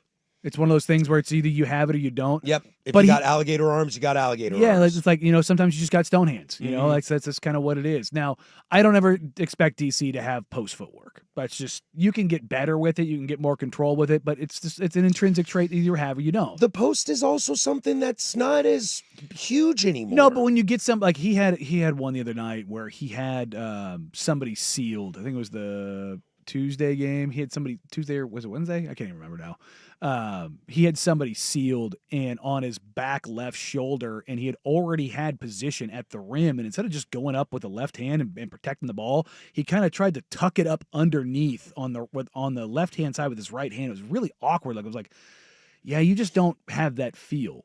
But I've seen him catch more passes in traffic and finish more lobs around the rim than ever before. Like that's where he needs to eat. Well, I think one of the benefits in the thought process of what Joe Cronin's doing here, and whether Joe's the guy next year or not is a conversation for a different world, but the plan in terms of how they've drafted with Scoot, Shaden, the serious emergence of Denny Avdia, I don't think Donovan needs to be that offensive guy. He needs to be a guy that they can't play off the floor offensively. Exactly. I'm not asking him to average 20 a game. No. But I need 14 on high efficiency. And I need over 10 rebounds every game. And that's the thing is like he's one of the 3 best offensive rebounders in basketball. That is his superpower. Is his rim protection and offensive rebounding. His defensive rebounding is good. Very good even. It needs to be great. Because that's like he needs to feel like he needs to be one of the absolute best rebounders in the league. Like he needs to DeAndre Jordan this thing. That's what he needs to do. And he's getting there. And he's flashing some things. He's still continuing to shoot threes, looking confident. Now, I don't think he's ever going to be a plus shooter there. I honestly, I don't want him to be. No. Well, I mean, I do. Yeah. Of course I want him to be. I want everybody to do that. But the ask of him and Toumani Camara so far this season with all of the injuries, you're seeing that their defense has become a little more muted because of so many things that they're having to pick up. Yeah, and maybe that's why we do want to see some more from Donovan from DC, as you say, on the offensive side. And let me turn that over to Denny in this question. Like, how do I want to phrase this? Because I don't want to sound I'm anti-Denny because I love Avdia. Like he's been the spark on this team and the reason to tune into games. But let's say the things start to hit that the plan is, okay? Let's say Scoot tends to become the point guard we need him to be. Let's say Shaden becomes the consistent, prolific scorer that he could be. Where does Denny's offense fit in this system if everybody's healthy and firing on all cylinders? I don't care. Is that it? It's like, I don't care. Just go get your buckets. Because he ain't going to get 35 a night. Well, he's averaging 27, 7, and 6 on 48, 38, 81. But again, in my theoretic world. Those other guys fall in line. Yeah? Yeah. Okay. Because what he's doing right now. So last night, Joe and I on the show, I kind of did it live during the show. I actually turned your show on last night. Hey, remember, only 3 holiday weekends left before Christmas. 3 shopping weekends. What is that? Are you doing shameless plugs? No, here? it was a random bit we do now called the it's when because so many people have us on in bars around the city on mute, and so we hold up a little dry erase board sign, and it's always a random message of mine. Last night was 3 shopping weekends before Christmas. All right, which is terrifying to think about. Side note: I finished my wife. Oh, I'm done. She's still alive. Oh, okay. There you go. She is still alive, but I'm done shopping for her. Okay. I even think I have stockings done too. So, what do you think Denny has averaged in this calendar year? So, from January 1st, actually, it's January 2nd is when they played. It's from January 2nd until last night. Well, the benefit we have in those metrics in this conversation. It's a larger sample size. It's a larger sample size. Which is what I wanted to grab. But also, Denny Avdia in the second half last year was a lot better than he was in the first He figured stuff out. He figured stuff out. So he's played 59 games. Do you know over that span what he's averaging? 2/3 of a season sample size. I'm going to go with 24, 11, and 8. 22, 7, and 6. 22, 7, and 5 on 49, 38, 80 shooting. He has a true shooting percentage of 62%. That's a starter in the NBA. That's an all-star. That's what that is. Yeah. In this season, he's averaging 26, 7, and 6. He's having a better year than those metrics. And he's getting to the free throw line 9 times a game. But again, I guess I'll keep asking the question and maybe go a little deeper than I worry when the offense and everybody is healthy and cooking that it might. He's not getting lost. He is the He's not. He is the straw that is stirring because the I drink. worry then we're running out of basketballs. So I don't care about the other guys right now. I don't. Show that you've done it because he's doing it. Yeah. He's getting trapped. He's getting double teamed. He's getting blitzed. Lou Dort was bear hugging him 3/4 of the court all last night. And what did he do? He got to the free throw line 23 times. I did some lurking in the Oklahoma City subreddit yesterday. And they said Tumani Kamara covers Shea better than anybody else. No, they just said that they hate Portland. Good. Good. And then Look, no team has played OKC better than Portland this year. Now, the second game was a blowout, but the game that Portland won and the game last night, Portland could have won that game. there was some chatter that the Thunder could go 80-2 with their only losses being the Blazers and then have to face them in the first round. Yeah.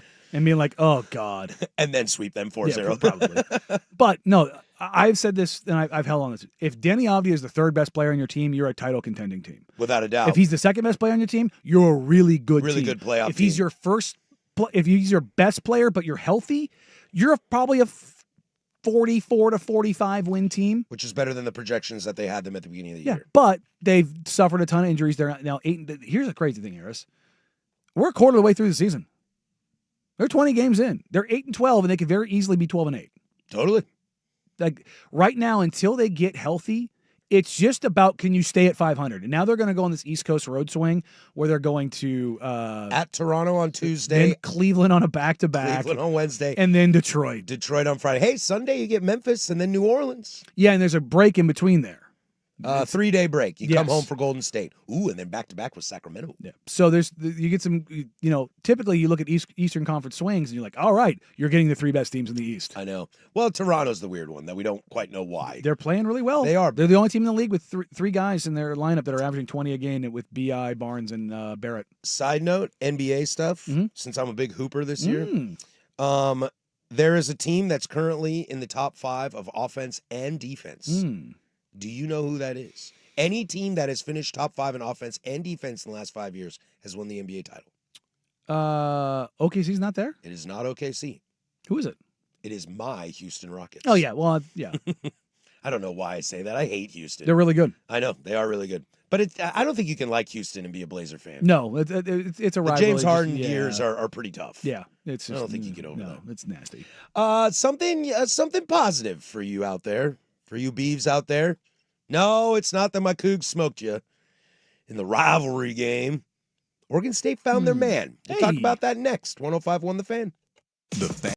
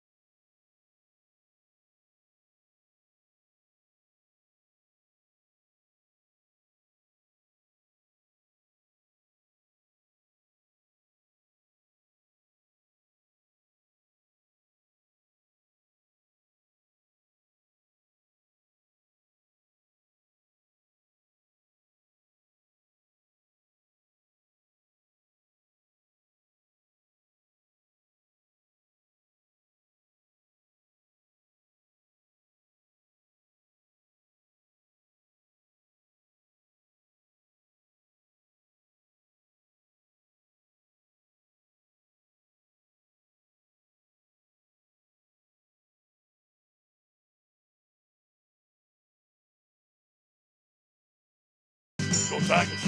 Go Beavers. Coming up, we'll get to you going to fire this guy and hire that guy? Get a little bit into the coaching carousel of college football, but I'd like to save some of that for tomorrow. Because there's so much. Yeah, I'm literally going to have to write them all out. Oh, no, because the first hour tomorrow is going to be what coaches were hired, what makes sense, what doesn't make sense, and how did teams come out of this, because it's one of the biggest and busiest coaching carousels we've seen in college football. I don't think it's even close. I think it is by far and away the number one most wild coaching move around of all time. Think about it. There are 4 teams that can make the G6 automatic qualifier spot in the college football playoff. All their coaches are leaving. Crazy. All of them. And they should. They're great coaches. They're good coaches. That are going to get good jobs, but there's that on top of it. There's Kalani Sitake is being talked about at Penn State. Where the hell did that come from? You know, that comes out of nowhere. Florida gets their coach. LSU gets their coach. What's Ole Miss going to do? Et cetera, et cetera. UCLA, blah, blah, blah. So there's a lot to get to. But we'll stay local here for a moment. The Oregon State Beavers have hired Jamarcus Shepard to be the head coach at Oregon State. Jamarcus Shepard is a Kalen DeBoer guy. Spent a little time at my school, 2016, I believe, at Wazoo, under Mike Leach. The wide receiver coach, passing game coordinator for Michael Penix on their run to a national championship. First off, before we get into the quality of this hire, there's a part of me that has some things that still live rent-free in my head. When I heard that Oregon State was hiring a coach from Alabama, I instantly went, they got a Saban guy? Wow. At Oregon State? What a slam dunk hire. Then I had to remember Saban's not at Alabama, and I was like, oh, right, it's DeBoer. I don't really like DeBoer. Oh, they got a DeBoer guy? Then I had to remind myself that DeBoer is good. DeBoer, good coach. DeBoer is a very, very good coach. Kudos to them. I think this is a slam dunk hire for them. I didn't see this coming until it was kind of rumored a few days ago. Had to do some kind of quick research on Jamarcus Shepard to figure out who the hell this dude was. I think this is a great hire from them. I think it is an up-and-coming dude, which I think is the route they needed to go. Somebody who wants to be at Oregon State. That was, again, if you didn't catch Bill Oram on Dirt and Sprague this morning, go back and listen to that. I believe it's at 8:15. You can catch that on the Odyssey app or wherever you get your podcasts. And that's what he kind of alluded to, that Jamarcus Shepard wants to be here. He's bringing a bunch of people from Alabama, from a Kalen DeBoer staff that is on the verge of a college football playoff, and a coach that went to a national championship and, in theory, could have won that game. And Shepard's a guy who consistently over his career as a coach has had a reputation for developing wide receivers. Whether there's going to be a flashy offense, whether it was River Craycraft at that's my boy at Washington State, whether it was Polk, McMillan, and who am I forgetting at Washington? Odunze, the dude. Sorry, and now Ryan Williams and Bernard at Alabama. Like he's had dudes, and then he was somewhere else too. He was at Purdue, and he had Rondale Moore, who was an All-American, and then David Bell, who was another All-Conference Big Ten wide receiver. Like he's had a stable of guys, and now obviously coaching staffs and recruiting, all those things, but development, like that's the thing that matters. If I had told Oregon State fan, you're getting an offensive coordinator under Kalen DeBoer from Alabama, who over the last couple of years has had one of the better offenses in the country. Ty Simpson was my pick for the Heisman for a little bit. I mean, what was it, Theismann? The Theismann. The Theismann. And so it's Heisman Mendoza. But if you're going to go a different route and give a guy a chance, take the name off of it. The offensive coordinator for a team that went to the national championship had one of the most prolific offenses in all of college football. Okay. Yeah, you had Michael Penix. But still, yeah. And then an Alabama offense has had one of the better offenses in college football over the last couple of years, while developing elite NFL level talent at wide receiver. If I'm giving you that resume, and he knows the Pacific Northwest, he is coached in the Pac-12, and he wants to be there, find me somebody better. That's the thing, right? Is Ed O better? No. I mean, for us it is. For us it is, yeah. But, is the Paul Christs of the world better? No. Do you want to retread Jonathan Smith? No. Do you want, Brent Vegan, I was interested in that. I like what he's done at Montana State, but that's kind of the Jimmy Rogers. Look, for somebody to compare, since we're in the same conference now, from Washington State and Oregon State, I am very, very happy with the Jimmy Rogers hire. Especially we're going to a bowl game. We're supposed to win maybe 3 games this year. Look, there's a chance. You're going bowling? We're going bowling. I'm going bowling. Sorry, it's one of my favorite things.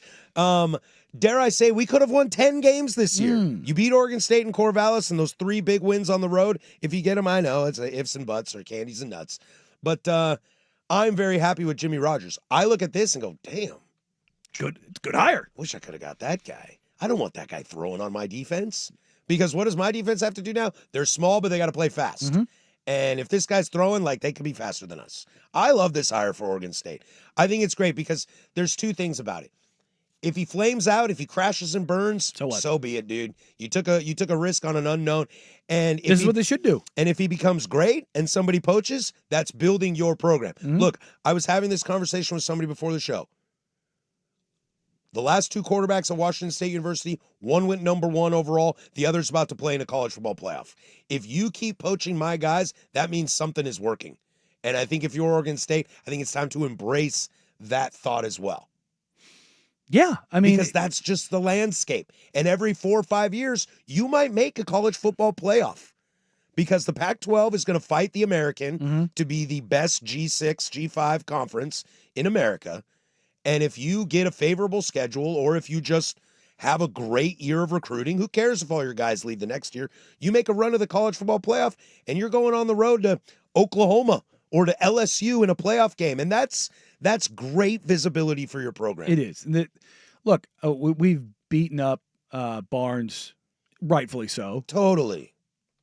I'm very interested to hear when we get the information out of how they landed on Shepard. Who kind of pointed them there? Is this? Yeah, who said let's go interview this guy? I want to talk to Bartu and be like, hey, were you involved in this one, buddy? I am always very curious about how you find that because it's easy. Let's take the Oregon guys for a second. Oh, Cal wants Tosh Lapoy. Oh, I'm so shocked. He's an alumni, and he's great defense, and he's ascending in the ranks. And Kentucky wants Will Stein. Oh, shocking. Yeah. He's from Kentucky. Yeah. Oh, weird. Oh, wait, he wants to go back home. Oh, weird. He played quarterback at Louisville. Oh, my God. I'm so shocked that they're interested. But, yeah, when a guy like Jamarcus Shepard pops up, I am with you. I'm very curious. How did you land on this guy's name? Where did you find this name? And what made you think you like him? Now, it's by all accounts, it sounds like once he showed up, they were blown away because he's got a raw attitude. He's got a Dan Lanning to him. And I said this to you earlier. I think kids these days, they want more of that raw that we used to have, but without the red ass. Because there used to be a ton of soft. Yeah, because there used to be a ton of rah in college football, but it was also filled with red ass, whipping a little bitch and stuff like that. Which, I mean, I like. I know you do, but I think a majority of kids these days don't. Because they're soft. Because they're soft. And be coddled. Babies.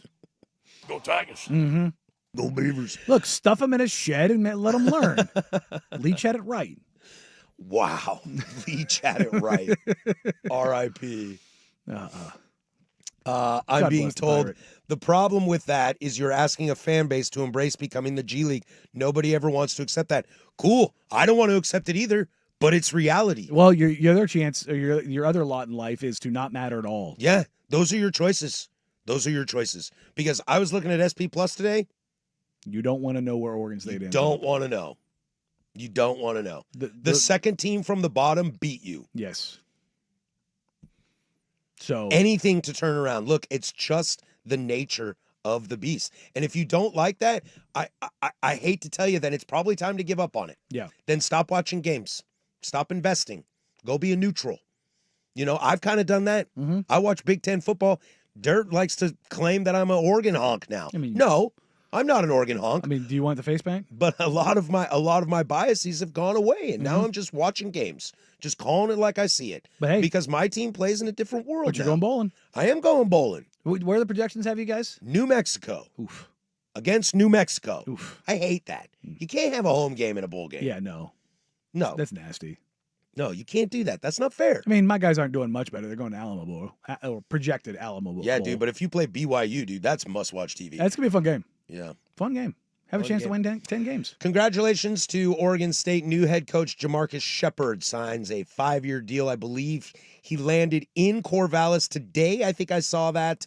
And I believe they will introduce him tomorrow. Yeah, and DeBoer said that he was probably going to do some prep through the week at Alabama, and then after that he would transition to Oregon. So he will not coach in the SEC title. That's what it sounds like. I mean, well, But here's the difference between Ole Miss and LSU. You're not looking at a hated rival. You're looking at a guy completely across the country in a different conference and all those kind of things. Where it's like, oh, and you're an assistant, and look, if he poaches a guy or two, then fine. Look, even if he was the play caller at Alabama, DeBoer will just say, "Okay, hand me the sheet. Yeah. I'll do it." I'm okay with this. Yeah. That's the difference between like the Ole Miss situation, because Lane, who can call plays, and Charlie Weiss Jr., who is calling plays, they gone. Yeah. And look, Saban went through this. The top programs in the country get their guys poached all the time. So the idea of like, well, what about I don't want to be the G League. I don't want to feel be like there was 4 years in a row where Saban had a new offensive coordinator. Yeah, and they were all great. One's named Sarkisian, the other's named Kiffin. Yeah. So, figure it out. All right, when we come back, your ex just got dumped. Do you feel good about that from afar? We'll do that next. But first, the Kahuna with sports. That's that Hawaiian burger joint. Now, from the George McCoy and Warren Allen Sports Desk, a Sports Center update on the Fan Sports Network, 105.1 FM and 1080 AM. This update brought to you by Laurelhurst Market, Steakhouse, and Butcher Shop, a great spot for any occasion. And don't forget, you save 10% on your Butcher Shop order when you dine in. Menus and more at laurelhurstmarket.com. First on the Fan, after a 26-14 win over Washington to close out the regular season, the Oregon Ducks moving up a spot in this week's AP Top 25. They're now up to number 4. We'll have to wait until tomorrow to see where the College Football Playoff Committee ranks them. Oregon kicker Atticus Sappington earned Big Ten Special Teams Co-Player of the Week honors. This after going 4 for 4 on field goals, including a career-long 51-yarder in the win over Washington. Pete Nakos of On3 Sports reporting Kentucky focusing their head coaching search on Oregon offensive coordinator Will Stein and Ohio State OC Brian Hartline. Over in the NFL, Week 13 wrapping up tonight with the Giants at the Patriots on Monday Night Football. Former Duck Kayvon Thibodeau out for New York due to a shoulder injury. It's a 5:15 kick on ESPN. The Patriots are 7.5-point favorites. The Vikings have released wide receiver Adam Thielen to allow him to find a bigger role in his final NFL season. He was a healthy scratch in Sunday's loss to the Seahawks. And the Trailblazers are losers of 3 of their last 4, 7 of 9. They now hit the road for a 5-game road trip starting tomorrow in Toronto. The Blazers 8-12 on the season. That is 10th in the Western Conference. More sports scores and stories in 30 minutes. I'm Jeff Rust from the George McCoy at Warren Allen Sports Desk. Hurt and missing work, insurance companies acting like jerks. Don't call your mom. Call George McCoy at warrenallen.com. Sports Saturday with Joe Fisher and Rashad Taylor. Saturday mornings at 9 on the Fan Sports Network, 105.1 FM and 1080 AM.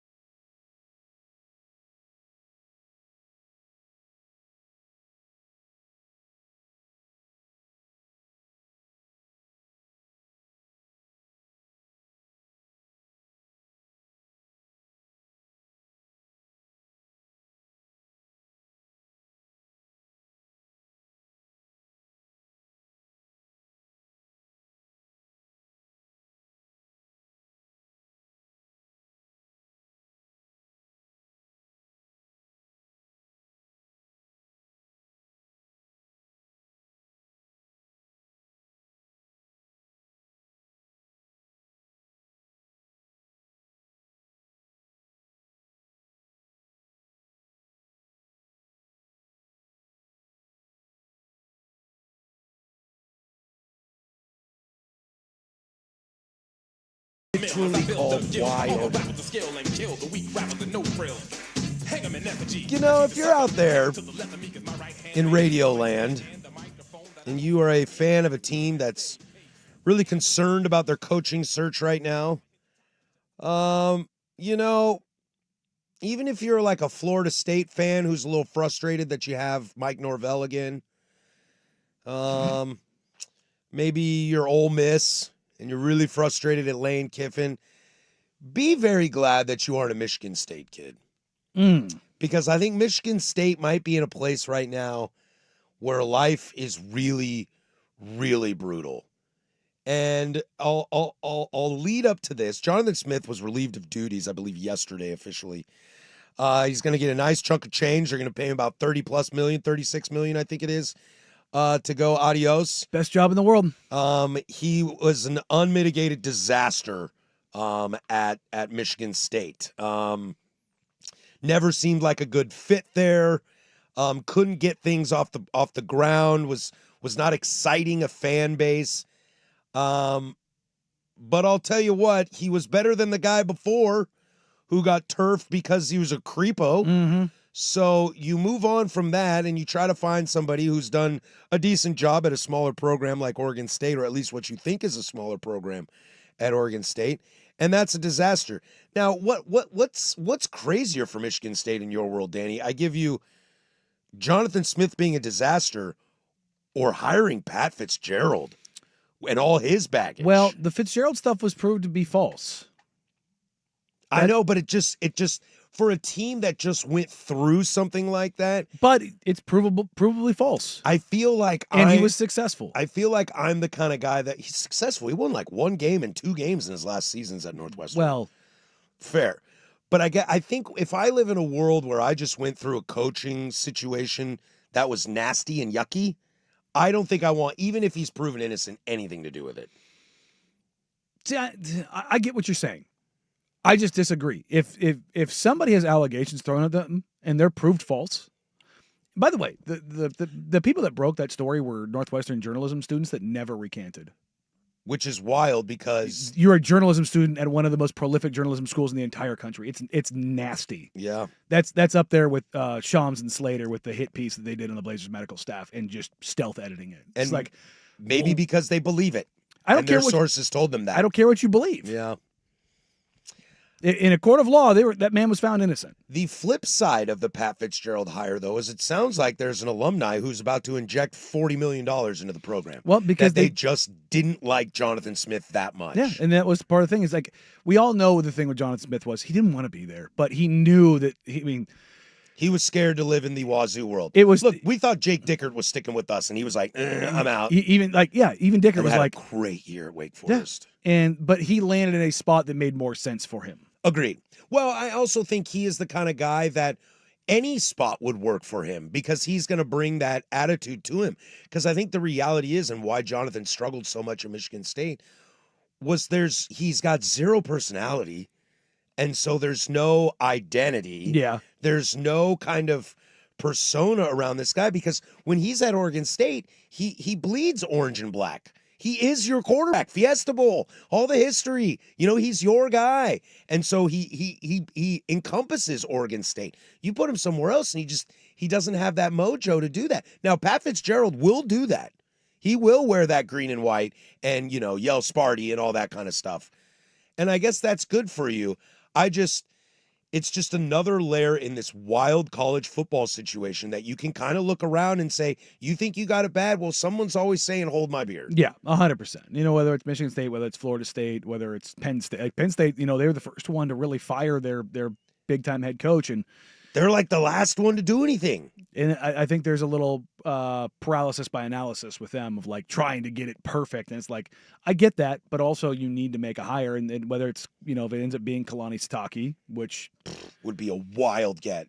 I mean, he's doing pretty well. Oh yeah. It's not about him as a coach. It's just being able to get him out of his situation. If Brent Key is staying at Georgia Tech and Brom's staying at Louisville, because those are my places. And Rule staying at Nebraska. Yeah, dude.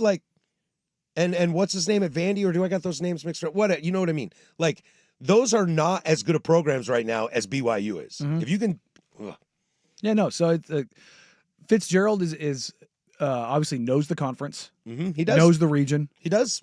built a pretty damn good team at Northwestern, which does not have the same resources and stipulations that Michigan State has. He's Michigan not- State is the little brother to Michigan. We all know that. He's not really an NIL guy yet, so there's that to be seen.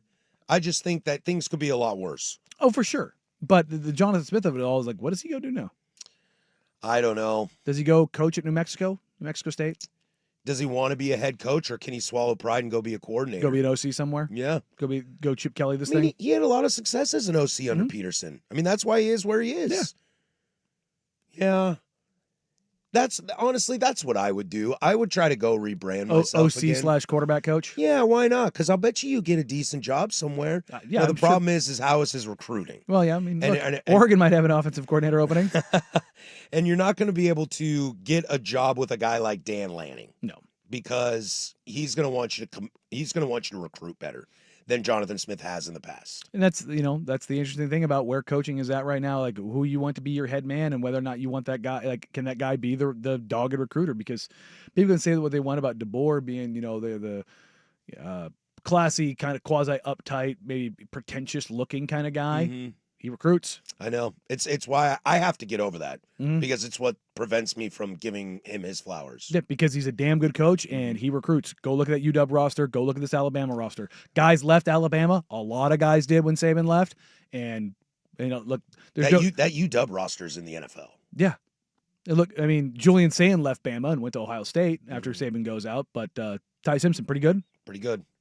Like Gave the kid a shot for loyalty. So yeah, I think it's going to be interesting to kind of see what happens with those second tier programs, and not only that, like what does Jonathan Smith do? Does he want to continue doing this? Or do you take $30 million and say bye? Yeah, I wonder what the stipulations are of like if he has to take a job if he's offered one, kind of a deal like that Yeah. was with James Franklin The of it James all. Franklin thing, yeah. Yeah. All right, we come back. Closing arguments, 503-864-6326. I'll ask this question. If Will Stein leaves Oregon, does Lanning promote from within, or do you think outside OCs are lining up to work with Lanning? I'll add you an extra one. Does this hurt their playoff chances? We'll do that next. Closing arguments, 105.1 The Fan.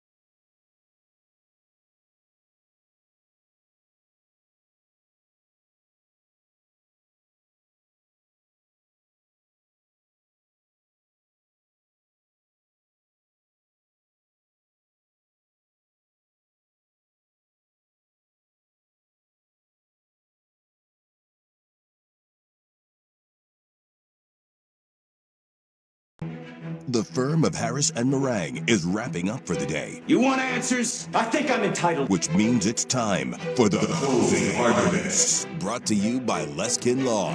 One-day divorce mediation. Peace treaties, not war plans. Visit LeskinLaw.com for more information. You want answers? I want the truth. On the Fan Sports Network. You can't handle the truth. 105.1 and 1080, The Fan.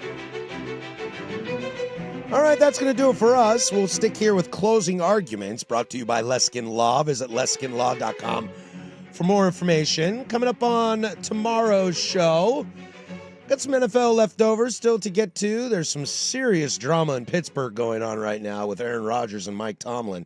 The two dudes that might be on the same page with each other, but nobody else likes you. I wrote on this, Cry Eagles Cry, the state of Texas in college football. Blazers back in action. Web Gems is titled Hee-a-ho. Free consultation, loaded Tuesday show. So we're happy to have you around for that. We'll get to a lot of college coaching talk tomorrow, the carousel. We'll kind of get you all up to speed. Who's signing where, who's doing what. But a texter texted this in on the fan text line, kind of asking about Will Stein and Will Stein's situation. Now, it should be no shock to anybody that Tosh Lupoi and Will Stein are very vetted coordinators in the world. I think they have proven, along with Dan Lanning has proven, that his guys are pretty good and they deserve jobs in other places. If Tosh Lupoi goes to Cal, as he is an alumni, and there is some rumors to that, we look at it like we were just talking about. If DeBoer if DeBoer were to lose his play caller, even though I know he calls them, like, he could just take over himself. Sure. If the Ducks lose Tosh Lupoi, Dan will just take that over himself Or for this playoff. Or the other run. associate defensive Exactly. coordinator. They like that's stacked.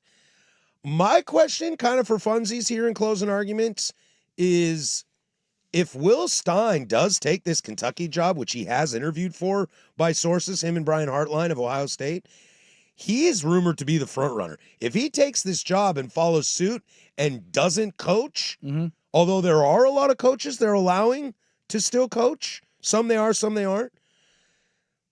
Are you concerned as a Duck fan going into the playoff with no Will Stein? I think the answer would be yes. Yeah, I mean, there's the consistency that comes with that. Well, and he's clearly put his stamp on this offense. As I go week to week to week, kind of sometimes I question, sometimes I give props, sometimes I'm confused, sometimes I love it. And yet they're 11-1. At least he continues to do what he does. He continued to run the ball against UW, even though it wasn't working. He has helped show that the Jamari Johnsons, the McClellans, and the Malik Bensons can step up when DeCorian Moore and Gary Bryant Jr. and Kenyon Sadiq either are hurt or get Dinged shut up, down by defenses. I think Oregon, if I were an Oregon fan, if I had green and yellow painted on my face, Wow. I would be sorry, I had to. That's gross. I would be concerned. That would be something that would finally, for the first time doesn't this year. terrify me, but I'm not thrilled about it. Oh, I'm not thrilled at all. I wouldn't terrify, I think is too much. But it would scare me. Like if I'm Ole Miss, I'm terrified that If I'm Kiffin Ole- and Weiss yes. are gone. Yeah, me too. You're going. I don't know if it's that level because you still have Dan. Mhm. And I do believe that he will find a way, and I'm sure there's somebody on staff that, I'd have to familiarize myself with their staff a little better. I'm sure there's somebody that would step in and do it, but it would concern me. But it's different. It would concern me a lot. It's a different voice in Dante's ear. Mhm. It's a different game plan. How you would attack it scheme wise, you're still the same, but how aggressive or how passive or how you set things up or what that the scripted drives look like to start a game, like how the adjustments come about. If things are tight, which way do you go with things? Like I think those are all, when you're talking about the college football playoff, those are a lot of times when you're talking particularly further into the playoff. That's where games are won. What do you think? This texter asks, what do you think is the route Lanning would go? Promote from within? Or do you think there would be a bunch of people lining up vetting for that job? I think people would want that job. Yeah. I think people would want that job. And now I'm sure Lanning would like to promote from within. The resources at Oregon are just too good to say no. Yeah. But I mean, you also, just because you want to promote from within, shouldn't you just try to find the best guy? If the best guy's in-house, great. Yeah. But if it's not, go out of house. Go get the best guy you can. Yeah, we've talked about it, though, like when, who was it? When Wilcox got fired Mhm. at Cal. it was like, oh, would Dan Lanning want Wilcox on the defense? And it's like he's not a rabid recruiter. He's not to Dan Lanning's form. So that's what would be interesting, which is why I would lean he would probably promote from within, because he would have to have some serious guarantees from somebody that they're going to be insane about recruiting, like Lapoy and Stein and Lanning have built down there. And that would be a hard thing to replace, I think. It is. But, that's part of the gig. We just got done talking about how, top programs are going to get their guys poached, and how you conquer that is difficult. And obviously we always go back to Saban and what he did, and the guys he churned out in his coaching tree, as it were, is disgusting. But also Lanning was one of those guys that got poached. Yeah. He came off Kirby's staff, but he was a guy who was an internal guy that got promoted and then got poached, and that's kind of what you see year in, year out. Yeah, and I think one of the beauties with Dan Lanning is he's kind of grown up in the NIL world. So he, one thing that I absolutely love about him, and I think what makes him so successful, is he has never been shy of it. And that's what he would have to, if he were to do an outside hire, he would have to really, really make sure that you understand the NIL world and you understand that it's different and you better like it. Yeah, I think that, they go down that path. They firmly know how they want to do it, who they go about. Like if they haven't, look, if I believe that those relationships are as good as they are, they know what Stein and Lapoy are thinking. Yeah. You know what I mean? So if they are leaning towards it, they probably already started doing cursory research on who they would go get. So, and for all intents and purposes, it sounds if Lapoy does leave, it would be an internal promotion. At least in the interim. So. Yeah, at least in the interim. Boy, that would... It does throw a wrench in, because when was the last time we saw this with Oregon? I mean, you had Dillingham. Dilly, yeah. Dilly. And they did well. But they weren't on the precipice of going to a college football playoff and getting poached. No, but they were pretty damn good. They're pretty damn good. So, I agree with that. Closing Arguments brought to you by Leskin Law. Visit leskinlaw.com for more information. Leskin Law's one-day divorce mediation, peace treaties, not war plans. We got Monday Night Football tonight. Does that get you going? No. Why not? Don't care. But it's the Patriots. They're supposed to be good. Who are they playing? The Giants. Jackson Dart. I mean, it's look, your boy. I love Jackson, but he's also had like 2 concussions in like less than a week. He doesn't have Scadaboo. He doesn't have Neighbors. His offensive line sucks. Like, did I hear? Because I listened to Jeff Rust's award-winning updates. No Kayvon Thibodeau. No Kayvon Thibodeau. Shoulder injury. Look at that. So, yeah. Look at me listening. I'm out. Much like Jeff Russ updates, I'm out. Wow. Wow. It's over! Damn his soul! Wow. To be fair to Rust, it's what I do on everyone's updates. I'm out. In the car, you're like, click. I'm just like, no, that's what I know. I'm like, all right, time for me to tune out. I'm going to get into this game. I do, if I'm being honest with you, though, I do have a little football fatigue. It's been 4 days of like, get up at 9 and it's all day. And 1, 2, yeah, dude. So this is fun. Now, fortunately, it's just a primetime game. Which they've been such good games. Well, last night I had a lot of fun. I mean, was it a good game? It was entertaining. Entertaining, I'll give you that. Because is the NFL is only in that business these days. Is to be baby. entertained. Yeah, I want to see what Drake May's got. What if the Giants win a game? But why? I do believe that they are in line for the second pick right now. Remember, this screwed them before when they won a game. Was it 2 years ago? Yeah, bumped them up. It's like, just suck, dude. And you can't. I know you can't do that in the NFL. I mean, you can. You definitely can. You can. Well, you have the Titans who have 1 win. The Raiders have 2 wins. The Saints have 2 wins, and the Giants have 2 wins. Shout out the Jets for breaking that up and getting a 3rd win. Well, I guess if you're the Giants, you don't really care if you're the 2nd pick, 3rd pick, or 4th pick, because you're probably going to get the best offensive lineman on the board anyway, because everybody else wants a quarterback except for Tennessee. You're just taking the best player available. Yeah. Caleb Downs. I mean, not the worst pick I've ever heard of. Dude, you'd love Caleb Downs in black and silver. Oh, God, yeah. We do love our good BBs. Just hitting someone real hard. All right, that's going to do it for us. Duck Insider is next. Tune into that. We will be back with you tomorrow right here. Don't tell me what I'm doing. On the Fan Sports Network from 10 to 1. I'll be here. For Danny Marang, that's Jeff Russ behind the glass. I'm Patrick Harris.